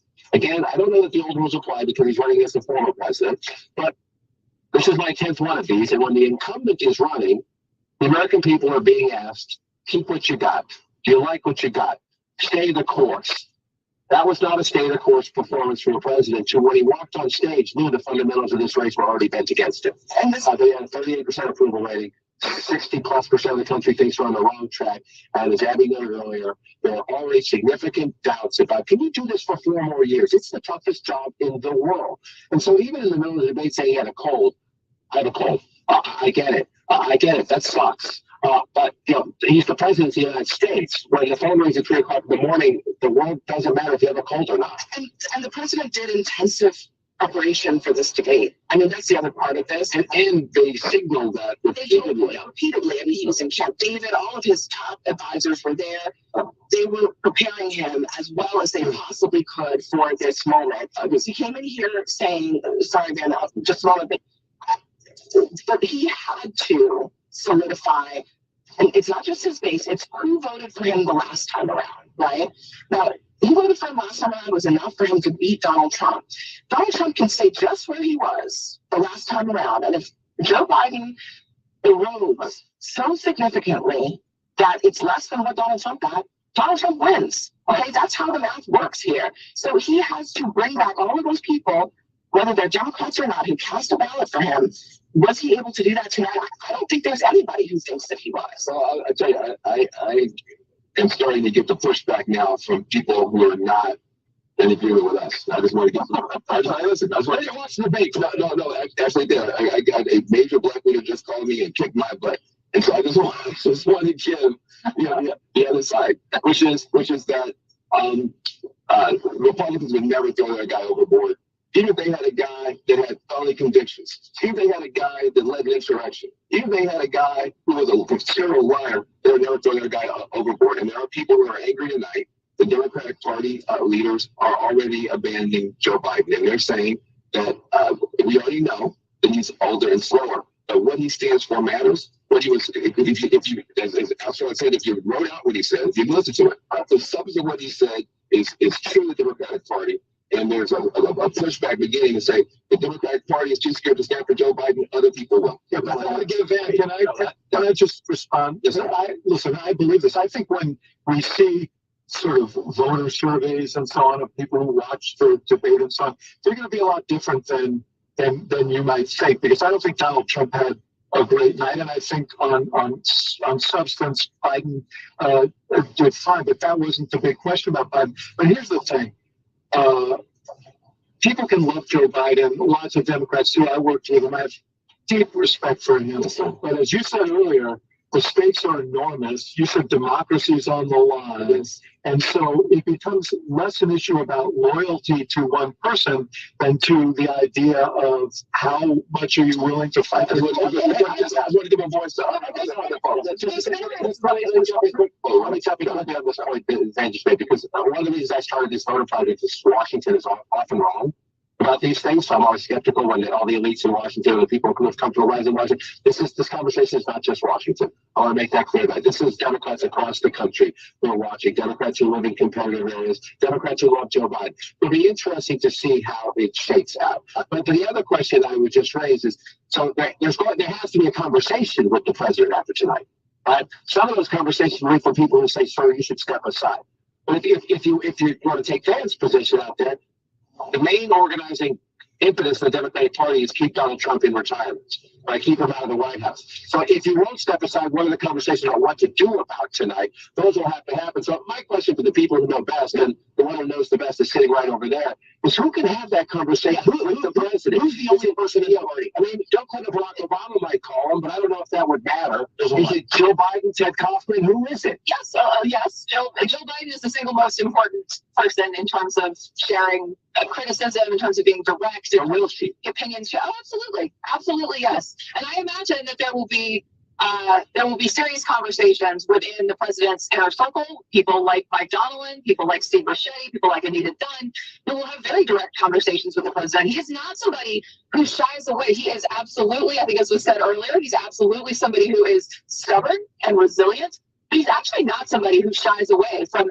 having tough conversations and having direct feedback. So yes, absolutely. I have to imagine there will be direct discussions with him about how to adjust the campaign for this. But I also think, to this point about waiting to see where actual voters land on this, is critically important before the elites sitting at this table determine that the rest of the country hated the performance. I think we got to see what voters have to say. All right, we're going to take a short break. When we come back, Vice President Kamala Harris will be joining us. Mark 30 years of one of rap's greatest albums. And go deep into the musical world of the notorious B.I.G. on a channel featuring all his legendary rhymes. His stories from those who knew him best. Whether it was party joints or songs about his life and times in Brooklyn, Notorious Radio throughout Black Music Month and the Sirius XM app. And now, for a limited time, on Channel 79.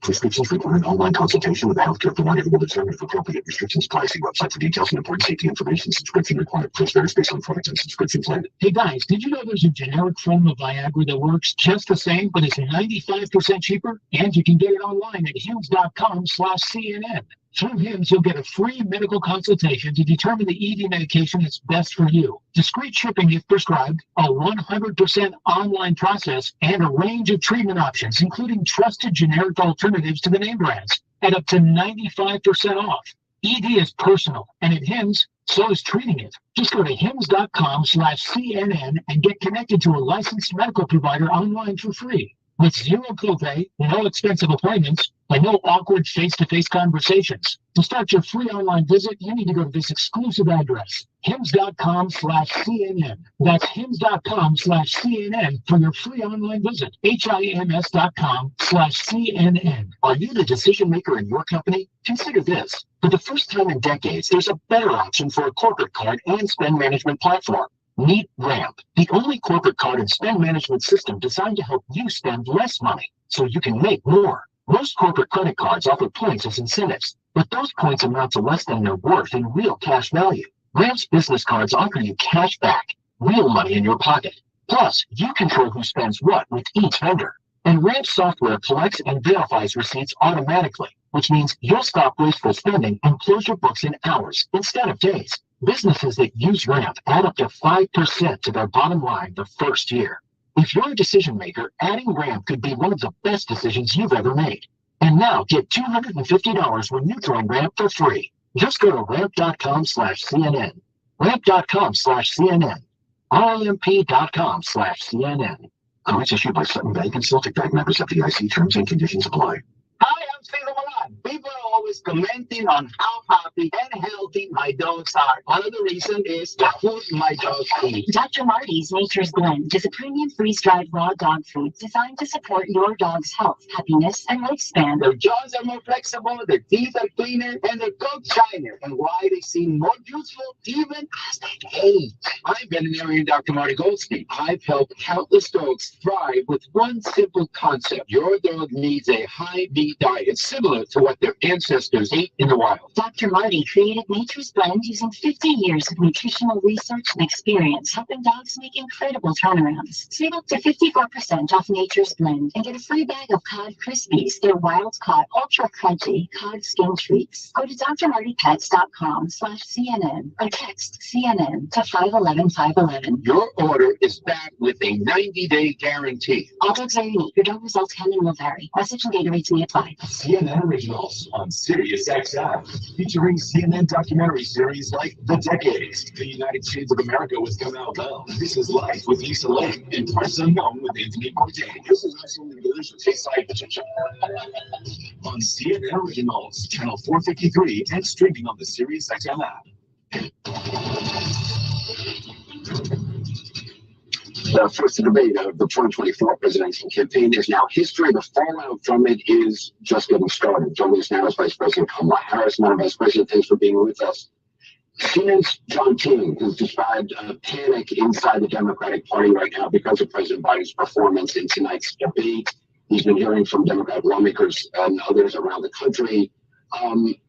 Some within your own party are wondering if President Biden should even step aside. What do you say to that? Listen, first of all, what we saw tonight is the president making a very clear contrast with Donald Trump on all the issues that matter to the American people. Yes, there was a slow start, but it was a strong finish. And what became very clear through the course of the night is that Joe Biden is fighting on behalf of the American people, on substance, on policy, on performance. Joe Biden is extraordinarily strong. And I'm sorry, on substance and policy and performance tonight, I mean, the president's performance tonight clearly was disappointing for his supporters. CNN is reporting Democratic lawmakers watching the debate were worried about the president's performance. One said it was a disaster, another called it a train wreck. Those are Democrats, especially worried that Biden did not punch back on Trump's lies. Listen, people can debate on style points, but ultimately this election and who is the president of the United States has to be about substance. And the contrast is clear. Look at what happened during the course of the debate. Donald Trump lied over and over and over again, as he is wont to do. He would not disavow what happened on January 6th. He would not give a clear answer on whether he would stand by the election results this November. He went back and forth about where he stands on one of the most critical issues of freedom in America, which is the right of women to make decisions about their own body. He has been completely ambiguous. And too black, too strong. Where he stands on that issue. Van Jones said Biden gotta go home. Van Jones said Biden go home. Joe go home. Under the projections of Roe v. Wade, and that's exactly what they did. And just 3 years ago, Democrats in panic mode. Of jobs, wherein women across our country have been denied emergency health care, have suffered miscarriages to the point that. But the president of the United States was not able to make that case to Donald Trump on the stage tonight. I mean, you debated against then Vice President Trump, Vice President Biden 4 years ago, and he was a very different person on the stage 4 years ago when you debated him. You must, I mean, that's certainly true, is it not? Democrats, you vote for Joe Biden. That's what you vote for Kamala Harris. The point has to be performance in terms of what a president does. A president who incites an insurrection against the Capitol. But I got the point that you're making about a 1.5-hour debate. 3.5 years of performance. Van Jones said Joe go home. Historic. Joe go home. The man who is on the stage tonight is that the person you see in meetings every day. The person that you saw on the debate stage that has, for the last 3.5 years, up until today, performed in a way that has been about, whether it be in the Oval Office, negotiating bipartisan deals so that we have an infrastructure, a real infrastructure plan where we're putting trillions of dollars on the streets of America to upgrade our infrastructure. Whether it be the person I see in the Oval Office who is meeting with heads of the military and the intelligence community and in the Situation Room, ensuring the safety of America. The person I see in Joe Biden on the world stage, convening world leaders who often ask for his advice. Most recently, just during the G7 conference. So I'm not going to spend all night with you talking about the last 90 minutes when I've been watching the last 3.5 years of performance. But this was a debate that your campaign wanted. You pushed for this debate at this moment. Obviously, I mean, you can't honestly say, I mean, can you say that you are not concerned at all having watched the president's performance tonight? It was a slow start. That's obvious to everyone. I'm not going to debate that point. I'm talking about the choice in November. I'm talking about one of the most important elections in our collective lifetime. And do we want to look at what November will bring and go on a course for America that is about a destruction of democracy, electing a man who has said he'll be a dictator on day one? Or do we want to continue on a course that's about strengthening America's economy, building and creating 15 million American jobs, over 800,000 manufacturing jobs? I got that this is the afterplay for the debate, this conversation that I'm in, and I understand why everyone wants to talk about it, but I think it's also important to recognize that the choice in November between these two people that were on the debate stage involves extraordinary stakes. And there's one person on that stage who has the endorsement of their vice president, and that's Joe Biden. Mike Pence is nowhere to be found in supporting Donald Trump, and that's why he has to look for someone else to run with him, who, as we know, will embolden and rubber stamp whatever he wants, because they're going to have to make a choice to not be Mike Pence and to put Donald Trump over their country. Neither person on that stage tonight made the argument as coherently as you just did. You mentioned reproductive rights. I'd like to just play that exchange that we saw tonight. Yeah, you know. Roe v. Wade, you have late-term abortion. You can do whatever you want, depending on the state. You can do whatever you want. We don't think that's a good thing. We think it's a radical thing. We think the Democrats are the radicals, not the Republicans. For 51 years, that was the law. 51 years, constitutional scholarship said it was the right way to go. 51 years, and it was taken away because this guy put very conservative members on the Supreme Court. He takes credit for taking it away. What's he going to do? What's he going to do, in fact, if the MAGA Republicans, he gets elected, and the MAGA Republicans control the Congress, and they pass a universal ban on abortion, period, across the board, at 6 weeks or 7 or 8 or 10 weeks, something very, very conservative. If you're going to sign that bill, I'll veto it. He'll sign it.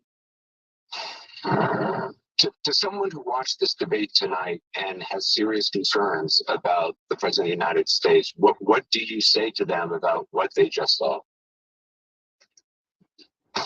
They saw they witnessed the fact that if Donald Trump were elected to be president of the United States this November, he will sign a national abortion ban.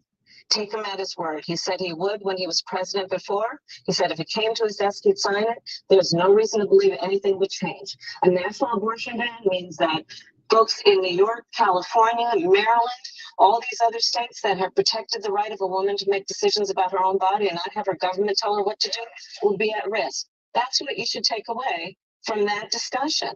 And just finally, Joe Biden was very clear. He will sign back into law the protections of Roe v. Wade. The person we saw tonight, the president we saw tonight on that stage, is that how he is every day? The Joe Biden that I work with every day is someone who, as I have said, has performed in a way that has been about bringing people into the Oval Office, Republicans and Democrats, to compromise in a way that is extraordinary these days because it just doesn't happen, but Joe Biden can make it happen. The Joe Biden I see is someone who goes to our allies around the world and strengthens NATO to the point that there are 2 new members of NATO who just about 4 years ago, people said, is NATO even have a reason for existing? The Joe Biden I know is someone who has delivered 800,000 new manufacturing jobs and bringing manufacturing back to the United States, not shipping jobs out like Donald Trump did. So that's the Joe Biden I know. Vice President Kamala Harris, I appreciate your time tonight. Thank you. Thank you. Good to be with you. Back to the panel, joining us as well as Biden biographer Evan Osnos. Evan Osnos, you have watched President Biden a lot. What did you make of tonight's performance? Yeah, I don't think there's any other way to put it. This was clearly a person who was diminished from where he was on the debate stage 4 years ago. I think for a lot of Americans who don't follow politics closely, they saw that and they were shocked. I will tell you, Anderson, what I see now and over the course of the next few hours and days is it's going to come down partly to how Joe Biden makes sense of this, because his self-mythology has always been, okay, I'm the guy that gets knocked down and I get back up. That is, in some ways, it could be a real impediment to him if he's not going to be able to listen clearly to what people around him are going to say. There has to be some very hard conversations. And if he is in some ways occluded by that story that he tells himself that he can always prevail, that's going to interfere with his ability to be a clear strategic thinker. And the panel here, John Kim, I just want to make an observation about your interview with the vice president. The Republicans are going to probably disagree with me, but I think one of the greatest acts of political malpractice I have seen in my lifetime doing this is that they kept her under wraps for 3 years. Now she's out on the road. She has great appeals. Does she have weaknesses? Yes. Do Republicans view her as a liability? Yes. Are her polling numbers great? No. But she has appeal. The pieces of the Biden coalition where he is hurt. And when we go into inner city Milwaukee, what do Black Americans say? Where's the vice president? Where has she been? They want the president too, but she's right there. Is she quite the communicator? Good on television. And they kept her under wrap for 3 years. Now she's out there busy on the campaign trail. I know in Republican places, you'd beat her up. But in a close competitive race, when you need all hands on deck, that is an asset that should have been working for them from day one. And Joe Biden was vice president for 8 years. If there's anyone who should have understood how hard it is to be vice president, how hard it is to establish an identity as vice president, it's him. And again, she's churned through staff. She has issues. There's no question about it. But she also has potential star power. And on issues like reproductive rights and then the Black street community, she is a great asset to this team, and they have kept her under wraps. I would say two things, Sean. Like, she was in charge of the border. That was her job at the beginning of the presidency. I think she was largely absent from that. So you could say what you want. I just want to give a quick plug for our colleagues. So I think, not our colleagues, but Anna's your colleague, Dana and Jake. They did an incredible job tonight. The debate went flawlessly. Everybody in the world was watching to see if it was going to be a fair debate, if they were going to be favoring one side or the other. They played it right down the middle. Sure did. They actually did a good job. I ain't gonna lie. Especially because they, considering the fact they really hate Trump, they actually did a good job. We're coming after our colleagues this week, and they totally made history tonight. America needed this conversation. They did it. Let me just take the other side of this Kamala Harris debate. It is a fair question to ask right now. What is going on inside the White House every day? Is she currently making more decisions in the White House than we know? Who is making decisions in the White House right now? We're talking about this in terms of, can Joe Biden win an election and serve for 4 years? I want to know what's happening on a day-to-day basis. To me, she is the big story tonight because her position in this administration and this campaign has become magnified by. I know, right? Sorry, we got to take a break. Giving all the talk tonight about the truth, the lies, the debate stage. We're joined by the fact checker Daniel Dale, also ahead Republican Senator Marco Rubio. A lot ahead. Stay with us.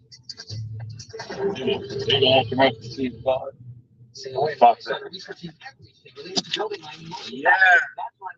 potential of H&B plus vitamin D3 and what they can do when it comes to helping build new muscle. So Tony developed high-impact protein by Power Life. Just add 1 scoop of high-impact protein to a glass of water or your morning's food and enjoy the effects of that boss molecule and factory worker combination, reshaping your body each and every day. More energy, burn more fat, and probably drop a few pounds along the way. High-impact protein by Power Life is a tasty once-a-day powder that comes in either whey or plant protein. Go to mypowerlife.com and use code FUEL to save 30%. Tony even offers a 90-day guarantee. 2024, baby. Or text FUEL to 511-511. Text FUEL to 511-511 today. All individuals are unique. Results can and will vary. These statements have not been evaluated by the FDA. This product is not intended to diagnose, treat, cure, or prevent any disease. Text may apply. My wife and I both. That's the fries with my leftover Huddle House wings. And the nasal congestion was really the worst part. I had like a post-nasal drip, just super congested all the time. We were taking everything we possibly could, but nothing really worked. Kyrie was miserable until a friend recommended Navage. Navage offers immediate drug-free congestion relief, flushing your nasal passages with refreshing saline. Yeah, we know Trump aced that debate. There were some things I kind of wish he brought up compared to Charlottesville to the anti-Israel shit a little earlier, but he finally did it.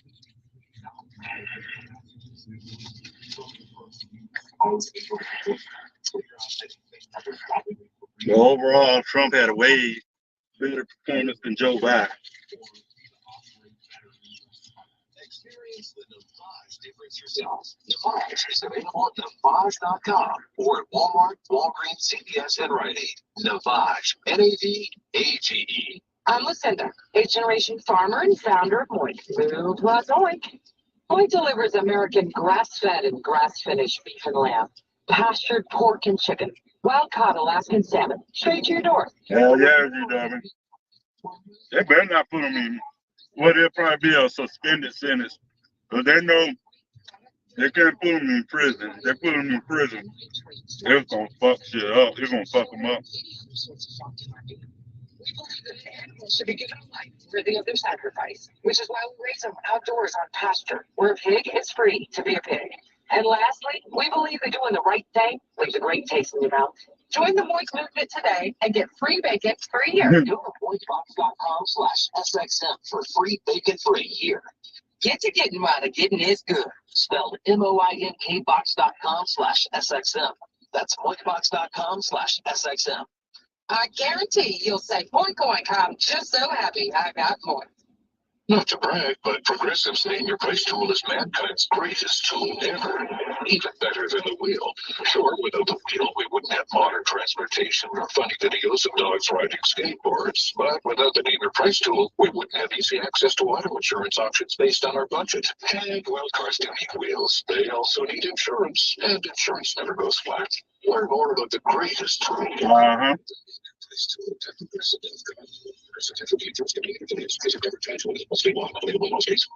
Clients like a squatter, 6-time winner on the PGA Tour.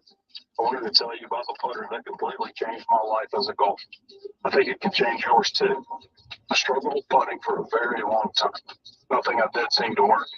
Last year, I switched to a lab golf broomstick putter and went back-to-back PGA Tour events for the first time because of my putting. With my lab golf putter, I was able to be an athlete, focus entirely on the line and the speed. Instead of being cautious, I could be aggressive.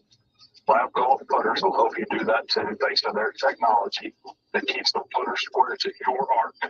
It's called Y-angle balance, LAB, and you have to feel it to believe it. It doesn't matter if you use a standard length putter or a broomstick like mine. A lab golf putter makes putting simpler because it's the only putter that stays square by itself. Head to labgolf.com and give it a try. You'll be glad you did. And Lab will hook you up with a 10% off if you use my code LucasGlover. At California Psychics, we know that nagging doubts like, how much will a psychic cost? And how will I find the right one? Can stop you from getting the guidance you need. That's why we offer the best guidance at the best value.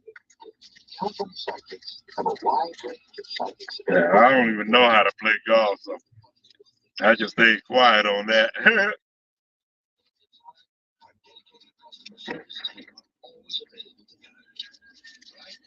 New customers receive 20 minutes for just $20. And what do you know? Most of our customers get everything they need from a reading within that time. Our psychics may surprise you with their ability to operate unique insight from your life situation. In fact, we guarantee if your reading is life-changing, it's free. So, there's never been a better time to take the next step. Visit CaliforniaPsychics.com and experience the joy of certainty. California Psychics. And welcome back to Kennedy. As we continue, we are live. We're in Atlanta, Georgia, reporting to our very own Chad Perger. Tonight's debate could prompt new calls for the Hurt tapes to be released. They should be released. Release the tapes. Talking Republican, he's going to talk a lot this week. As an elderly man with a poor memory, and joining us now is Congressman Jim Jordan and Congresswoman. I like listening to CNN whine and complain and cry. He said Biden wants to quadruple people's taxes. That is pure fiction. He said the U.S. has provided. Go to bank, take a shit. It's actually the opposite. He said the U.S. has provided about $200 billion in Ukraine aid. It's closer to $110 billion. He said 18 or 19 million people across the border under Biden. That is millions too high. He said many of these migrants are from prisons or mental institutions. His own campaign cannot corroborate this. He said Biden has only created jobs for illegal immigrants. Total nonsense. He said Nancy Pelosi turned down his offer of 10,000 National Guard troops on January 6th. There's no evidence she even got such an offer. It was the president, not Pelosi, who had the power to deploy the D.C. Guard. He said Pelosi now acknowledges she turned down the troops. No, her office tells me this claim is still a lie. He said he deployed the National Guard to Minneapolis in 2020. Actually, that was the Democratic governor. He spoke of, quote, ridiculous fraud in the 2020 election. Zero evidence of any widespread fraud. He said NATO was going out of business before he took office.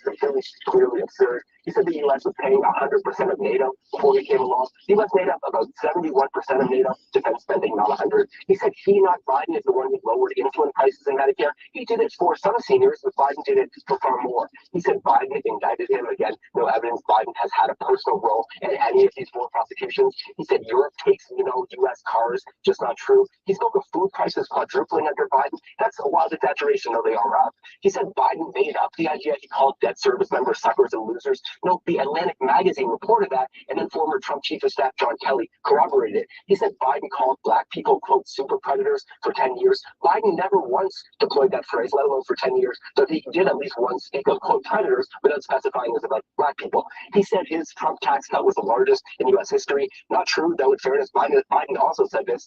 Trump said China and others stopped buying from Iran under him. China never stopped. He revived his pet lie. I don't know how many times I've done it, that he signed the Veterans Choice Program into law. Barack Obama did that in 2014. Trump signed an expanded version in 2018. And finally, Trump said Biden got rid of that Veterans Program. Biden has not done that.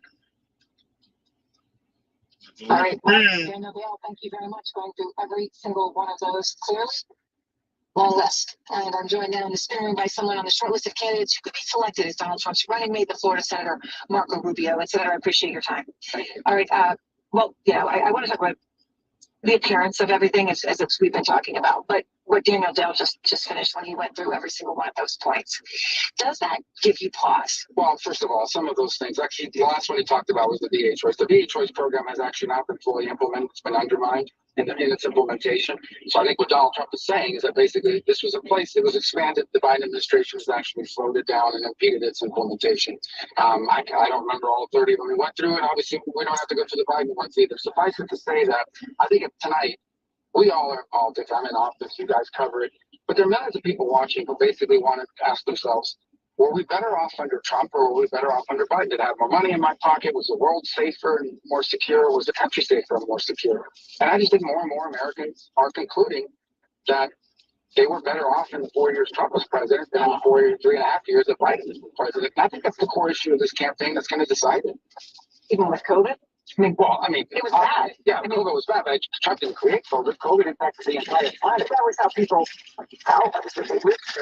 Sure, but what did Trump have to do with COVID? On the contrary, I vividly recall when he implemented the travel ban from China, once it was January and February of that year, it was Nancy Pelosi and people like that were criticizing. I think Biden called them a xenophobe for the China ban, and we wish we would have done it earlier in hindsight.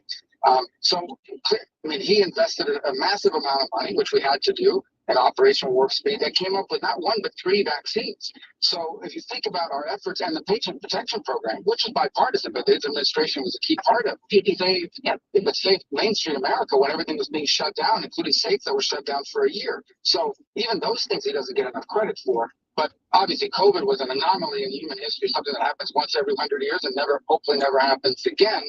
But overall, people have recollections of those years in which they had more money in their pocket. That's a fact. So I want to ask you about some things as you sit here as his surrogate that he said tonight that are important to you. And I want to start with NATO.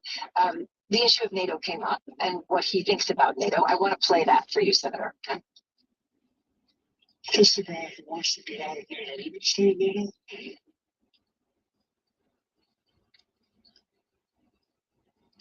Are you okay with that? He shrugged. Well, I think this is the negotiator in him. I was in the Senate when he was the president, and he would talk to these guys not like a politician would normally, but he basically is trying to negotiate so that our partners do more. Interestingly enough, the Eastern European countries all punch above their weight in terms of how much they contribute. Poland is an example. The Western European countries have been slower to come to the table and do more. Now, Germany's got going after the Ukraine, and others have gotten going a little bit more. But the truth of the matter is that NATO has been an unbalanced alliance for a substantial period of time, and we tolerated it during the Cold War, but now I think we have to be re-examined. So it's not so much about getting out of NATO, but you have to use some sort of leverage and negotiating tactic to force countries that have these massive social safety nets to spend a little bit more money on their own defense. So you see it as negotiating. I mean, I know you led legislation that would have required an act of Congress before a president of the United States could withdraw the country from NATO.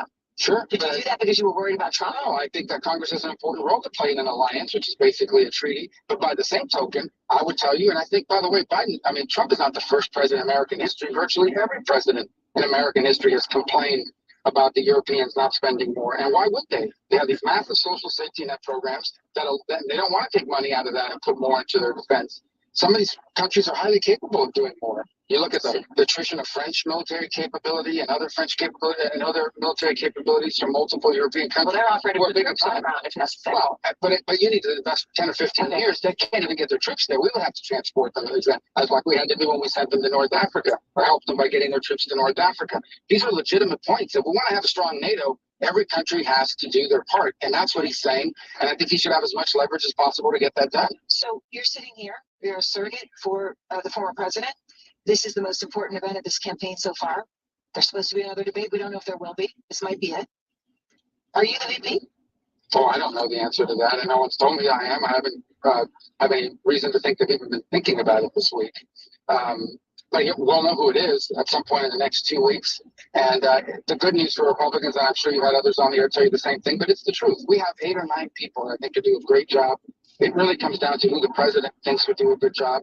And either way, whether I'm in the Senate or I get a chance to serve in the executive branch, I want to be a part of these issues that we're facing at this moment in our nation's history because they're that important. But that's his decision to make. So can I ask you, because there's one thing I want to get you and the former president both live in Florida.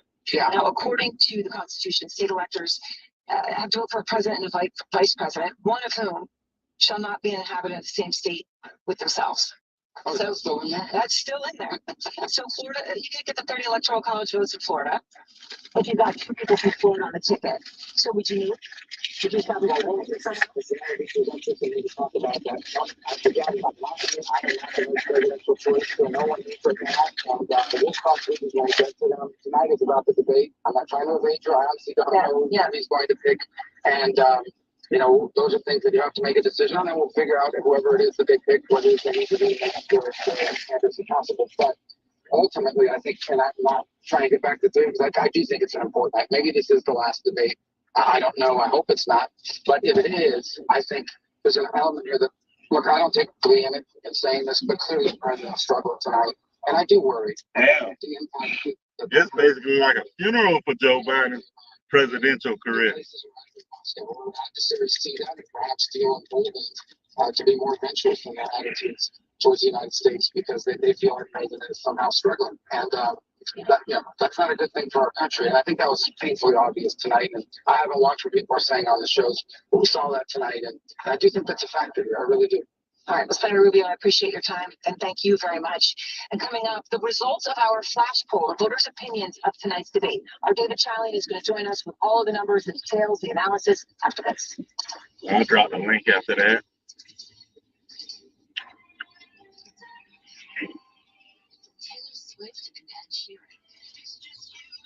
Is that right? Phoebe Bridgers, Noah Kahan, and beyond. The Coffee House serves up the singer-songwriters reshaping the sound of this moment. Alongside stripped-down classics and acoustic covers, drop into the Coffee House, Channel 3 at the SiriusXM app. Prescriptions require an online consultation with a healthcare provider who will determine if appropriate restrictions apply. See website for details. What's going on? Hard to find college, they're not selling cream black and mild no more. I gotta buy regular black and mild.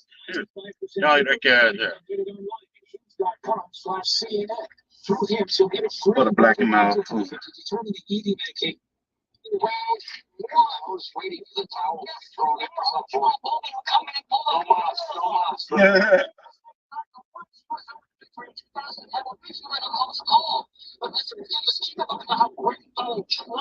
It's that, but the seriousness of the times that we live in, Iran and Russia and China and Venezuela and open borders and people coming from countries with terror ties and people coming from a top geopolitical. There's not a single problem America faces that Joe Biden provided a single solution for. Donald Trump talked about lowering our taxes, getting our regulatory policy right-sized, becoming energy dominant again, sealing the border, making sure that Americans can achieve economic potential and live their dreams again.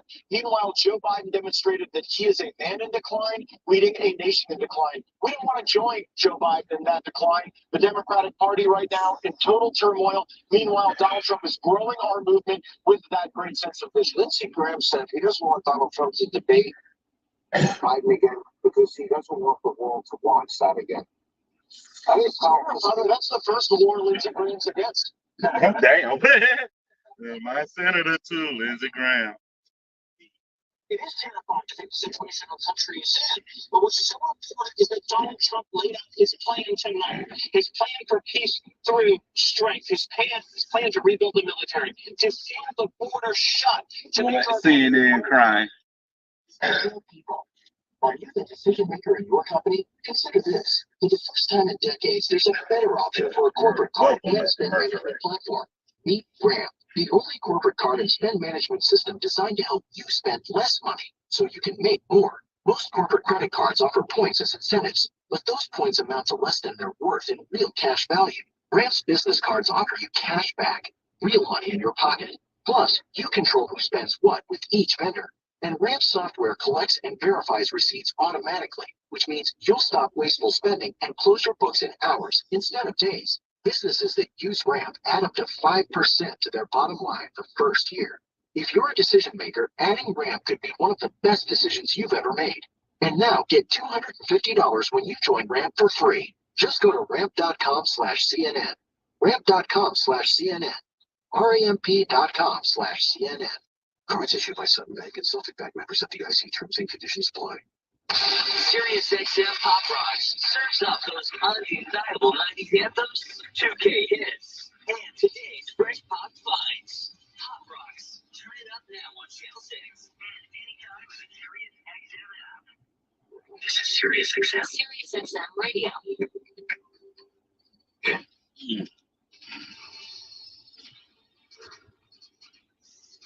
Midnight here in Atlanta. The start already of a new day. A long night, long days ahead of soul searching coming for the Democratic Party. The questions began just moments into the debate. First about President Biden's performance, and now within the party about his candidacy. Now, that said, there is a lot we don't know about the impact of tonight. And John King earlier tonight said Joe Biden lost the debate, but I don't know if Donald Trump won the debate. And it takes a little bit of time and perspective to start to look at that other side of the equation. But we do have a first and very early first read. Things can change. First read of history. Senior Political Director David Chalian joins us now with the results of the flash polling tonight. So walk us through it. Yeah, so Aaron, I first want to just stress to everyone, this is a poll of debate watchers.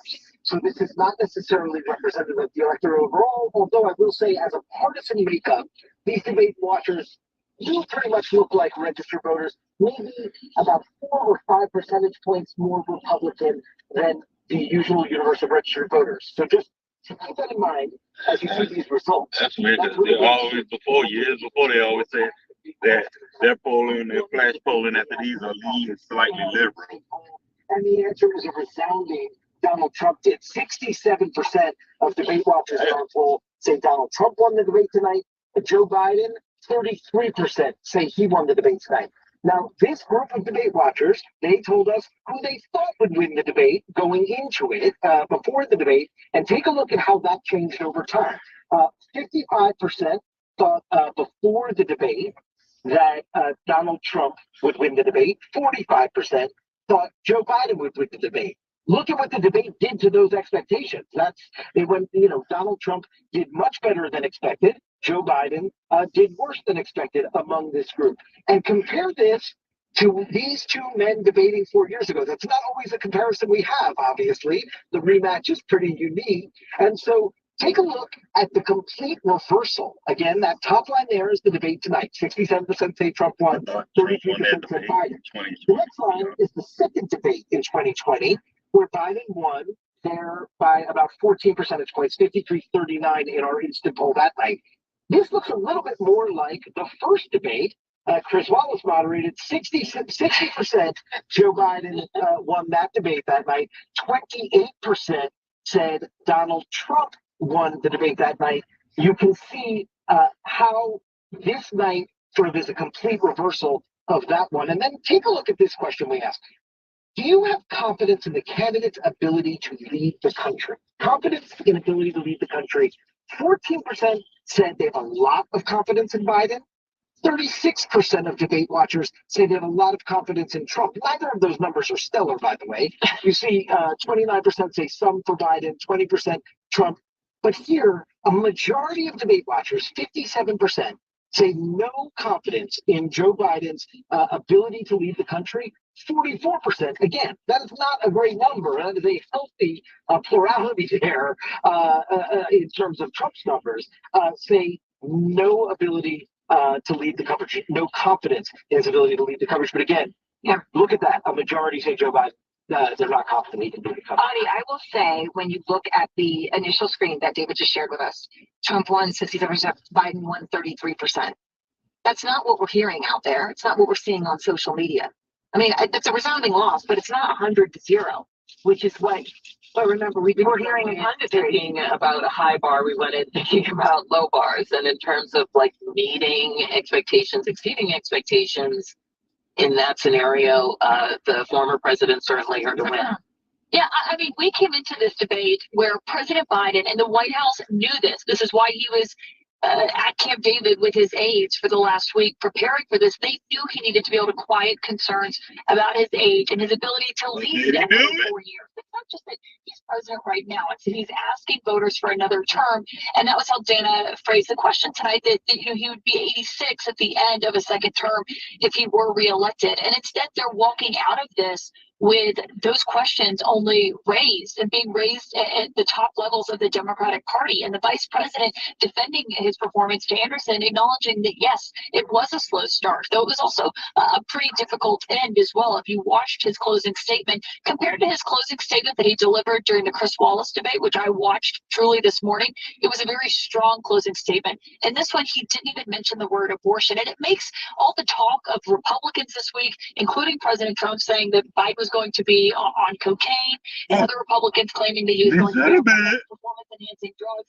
Seems quite quaint when you look at what the conversation is now. I also don't think that you can make too much of the fact that 33% said Biden won the debate. There's a certain number of people who just either like Biden or hate Trump, and they're never going to say that Trump won the debate. So I think that's a kind of just, I don't think that's a reflection of the way they viewed the debate. It's a reflection of how they feel about the two candidates. Okay, what about the other point, though, to what David just laid out? So when you look at the first debate in 2020, that it literally is exactly what we saw, but different in terms of who was on top. So 60% say Biden won, 28% said Trump. So this time it's 67% Trump, 33% Biden. Okay, so those numbers do look the same. So then there's some Democrats who may seize on that, Chris, and say, well, another debate could turn this around. But this is a different situation, right? Because it's about age. Age and competence and acuity and the ability to do the job and the ability to do the job for 4.5 more years. I mean, this speaks to the biggest question that people have about Joe Biden and the press. Hey, all the Republicans are together. But Chris, they're all there. You bring up the second debate. The second debate's not until the end of September, and it's not even guaranteed that it'll happen. I think obviously the Biden team will certainly want another crack at this, as you heard Kate Bedingfield earlier and the vice president saying it was a one-time performance, talking about what every single day looks like. I think it's an open question for the Trump campaign, and also it's 3 months away. I think this is going to be the lasting impression in voters' minds for at least the next 3 months. So Everybody better have a debate every week. It was interesting just talking to Senator Rubio. You would have thought it would have been in his interest to say, okay, we're done. We don't need more debates. Certainly Trump's not what he said. He actually said he wants there to be another debate. There is scheduled to be another debate. Yeah, so I think we should.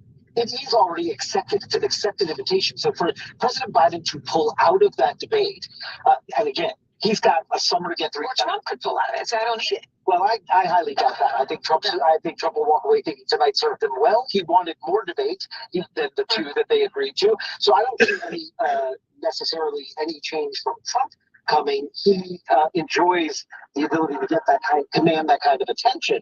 I do think, though, the notion that Joe Biden may not want to participate in the second debate tonight becomes trickier and a part of this larger conversation of the path forward for the Biden candidacy from here. They have a summer to get through. They're now going to weeks of Democratic hand-wringing and concern that we've been talking about and hearing about.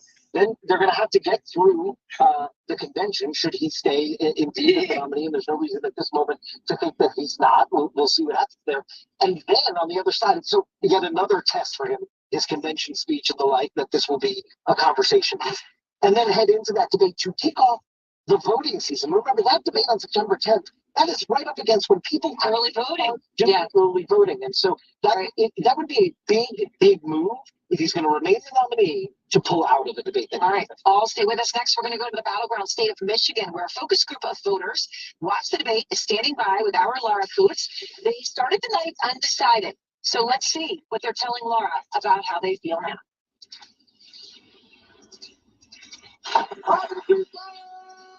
Feel the energy of 8 decades ahead. Unbelievable.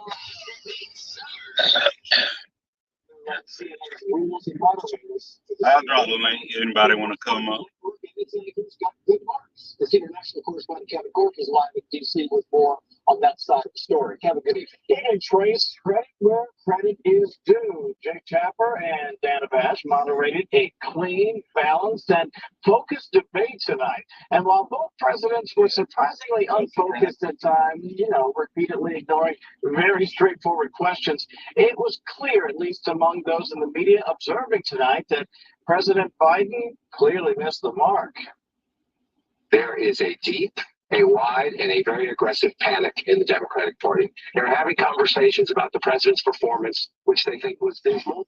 So there's a real concern here tonight that there's been some real damage done that cannot be undone. There is no two ways about it. That was not a good debate for Joe Biden. That was painful. Because people are off. Painful.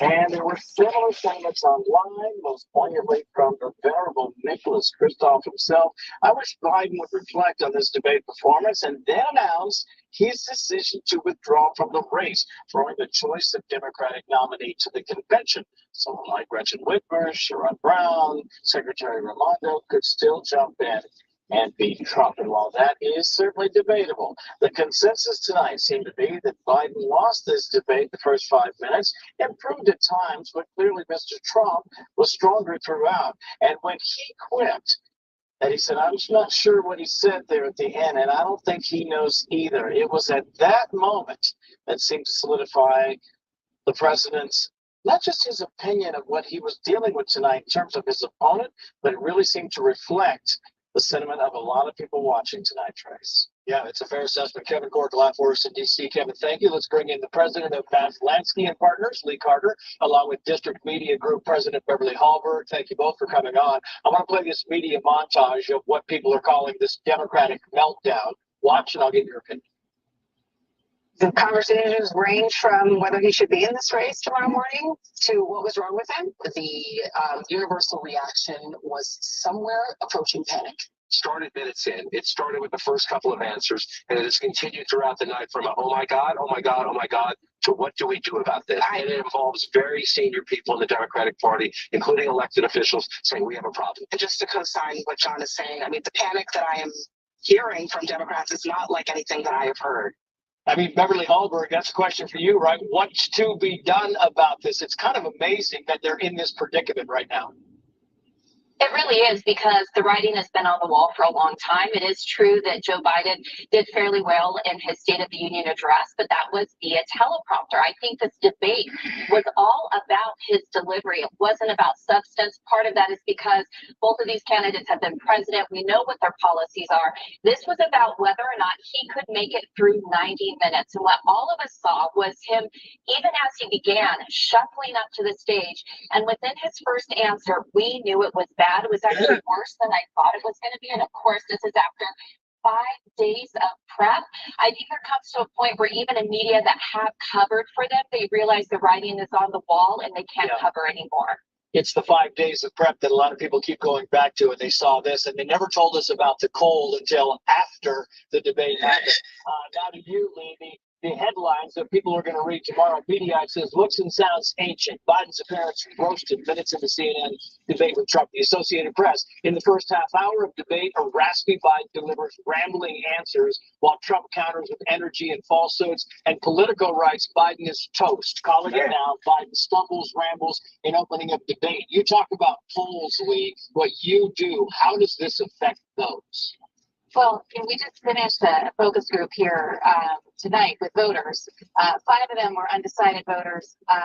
None of them decided they were going to go for Joe Biden after tonight. 4 of them decided they were going for Donald Trump. And 1 just said they were too depressed to move forward with any of the candidates. I think it was a very, very bad night for Joe Biden. I think anybody who was undecided at this point was looking for some reassurance. Hope County at LaHope Community College. It's a really important moment because, as you well know, this is a very important swing state. It went for Trump, then it went for Biden, but here in Macomb County, the votes actually went for Trump. And we were sitting with undecided voters to figure out what they were thinking. We got the reactions in real time, and there were some very consequential moments. Here, I want to begin, though, with everyone by giving a show of hands. I want to ask the people who are with me here today, many of you came in undecided. In fact, most of you, by watching this debate, a show of hands, how many of you have now made up your mind?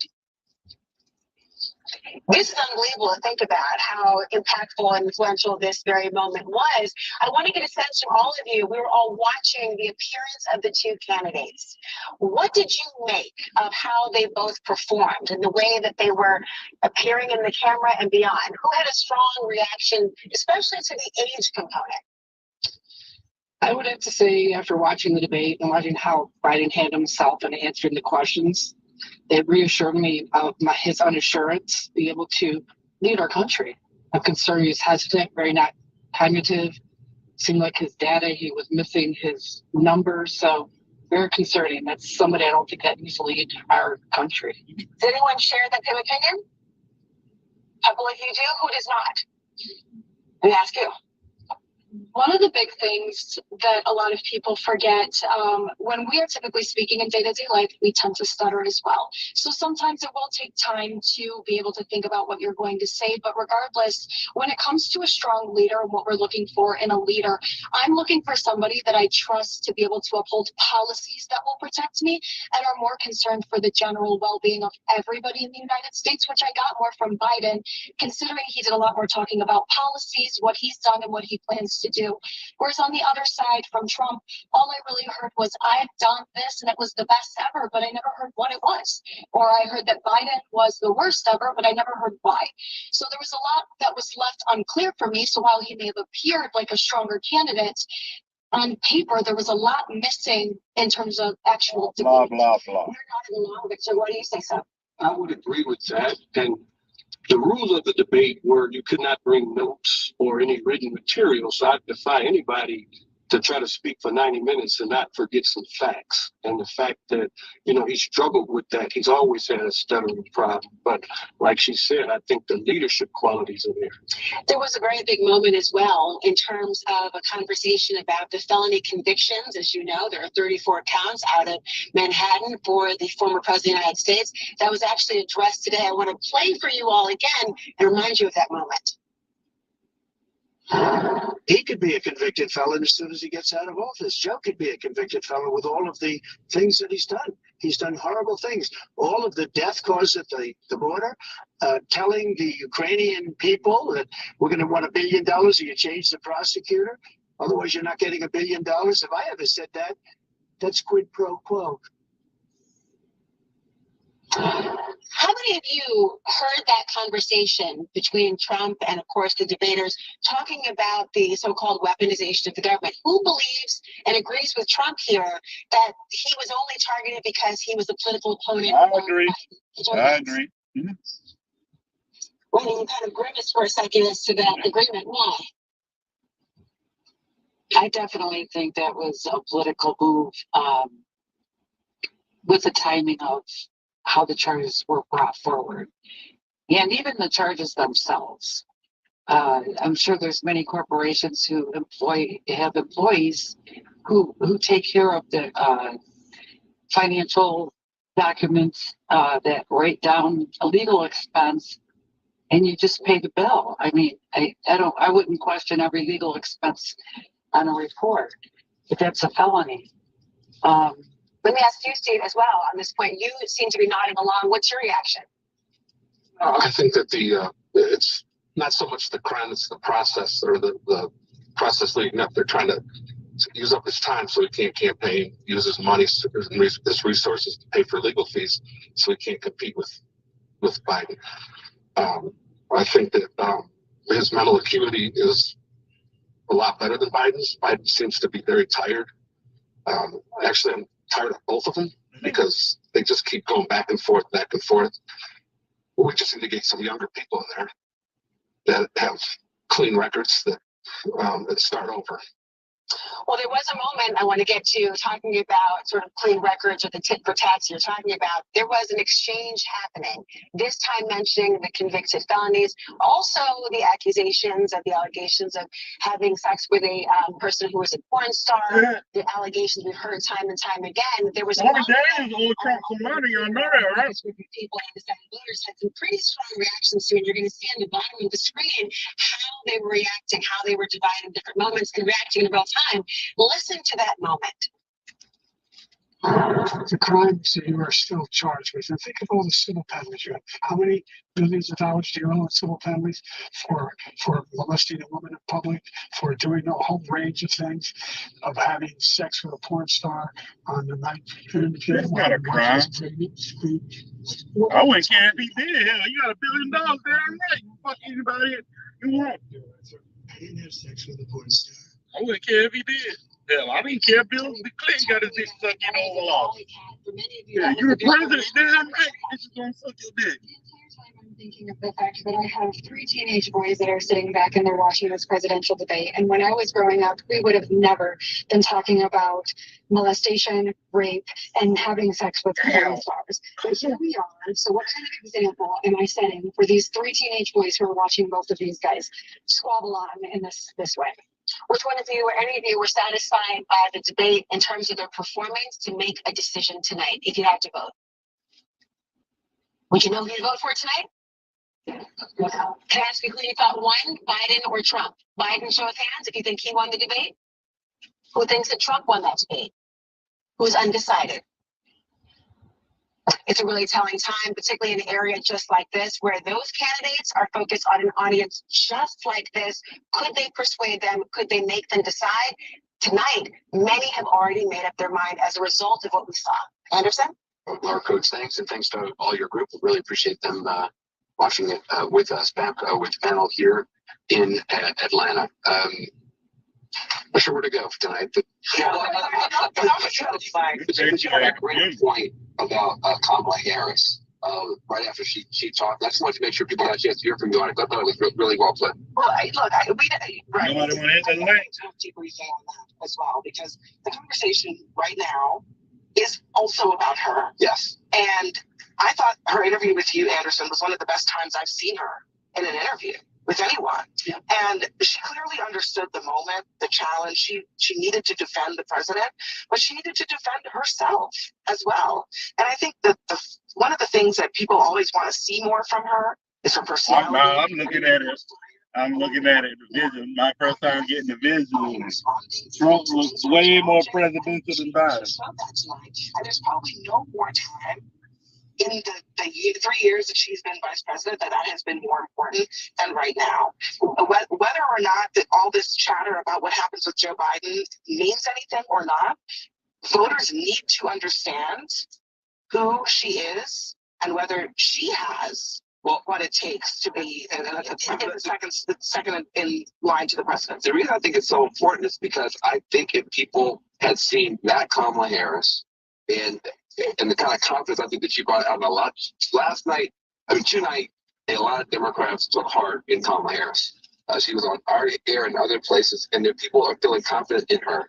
Had that level of confidence existed in a broader way earlier, people would have less concern about Joe Biden.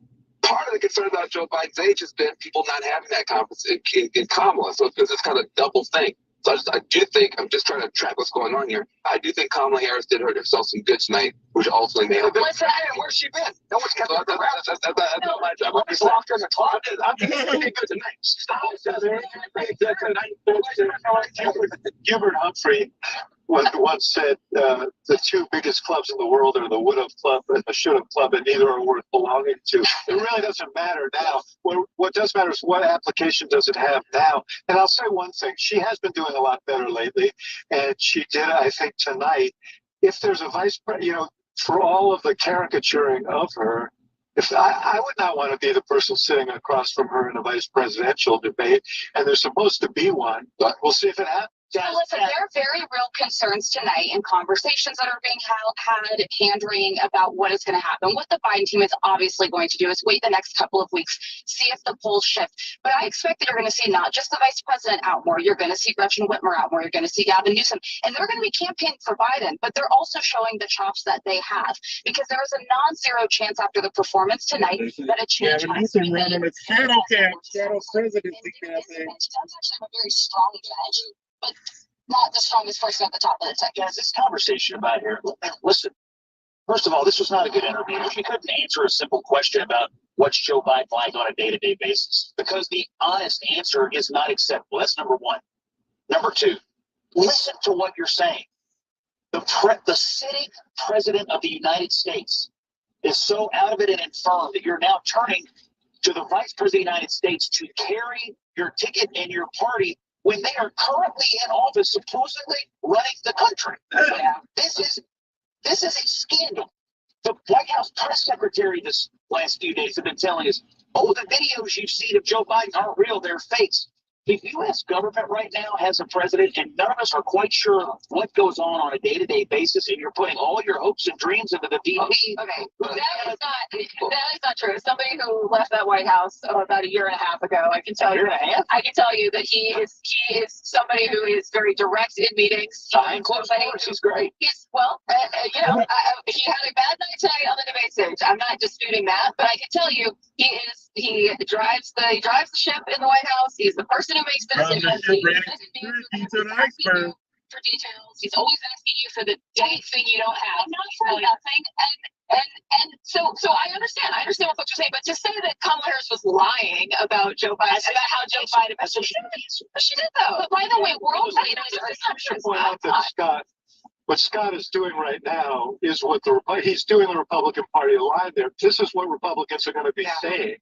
And off of this debate that, now it's clear that Biden is functioning as president. He's not a great communicator. That's pretty obvious. They're coming to get you. How is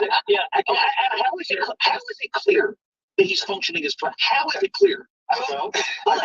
The fact is that he He's talking to foreign leaders all the time. He's traveling. He just came back. Okay, but world leaders are bracing for a Trump presidency. Our European allies are bracing for Trump to win. The Arab state leaders are all bracing and planning for Trump to win. All I'm saying is when you honestly look, Scott, maybe it is a bit of overstating it that Joe Biden is not there at all in the White House. But when you talk to regular people, they take a passing glance at what happened tonight, and they roll their eyes and they say,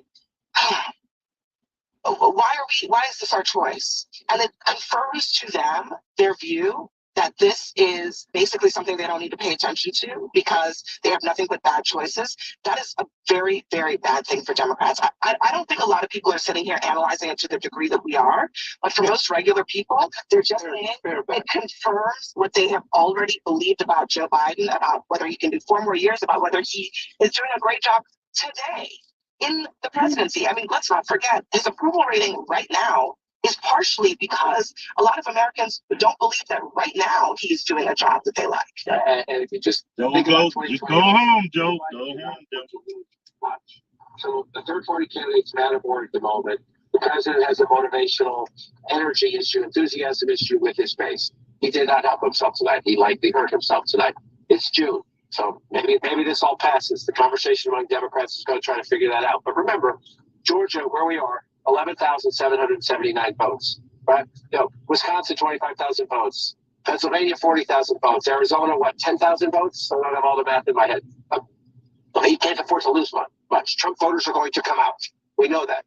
So the question is, he was already struggling. Biden came into this debate, not a ton behind, but enough behind for it to cause worry among Democrats. The reason the worry among Democrats has turned from worry into, I would say, panic, or at least lowercase p panic, is because they were worried coming in. They were already worried coming in that, look, he's vastly outspent Trump on television in the battleground states, and it hasn't moved the numbers much. Now, you could also argue, if you want to do the half full or half empty argument, he's at 38% approval rating, and he's still very close to Donald Trump. That tells you America doesn't want Trump either. Right. America does not want Trump either. And so, but the president hurt himself tonight. There's no question about that. The question is, do the Democrats vent tonight and get over it, or is there a more sustained conversation about what else? I gotta take a break.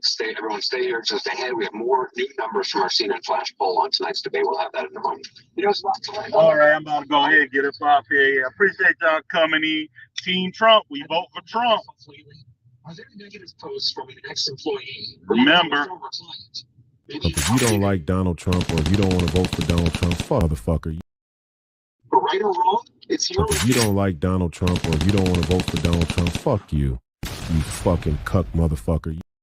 Reputation repair.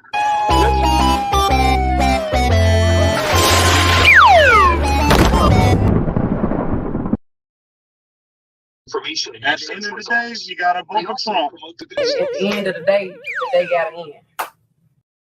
Put forward. Your good name is too valuable to leave to the whims of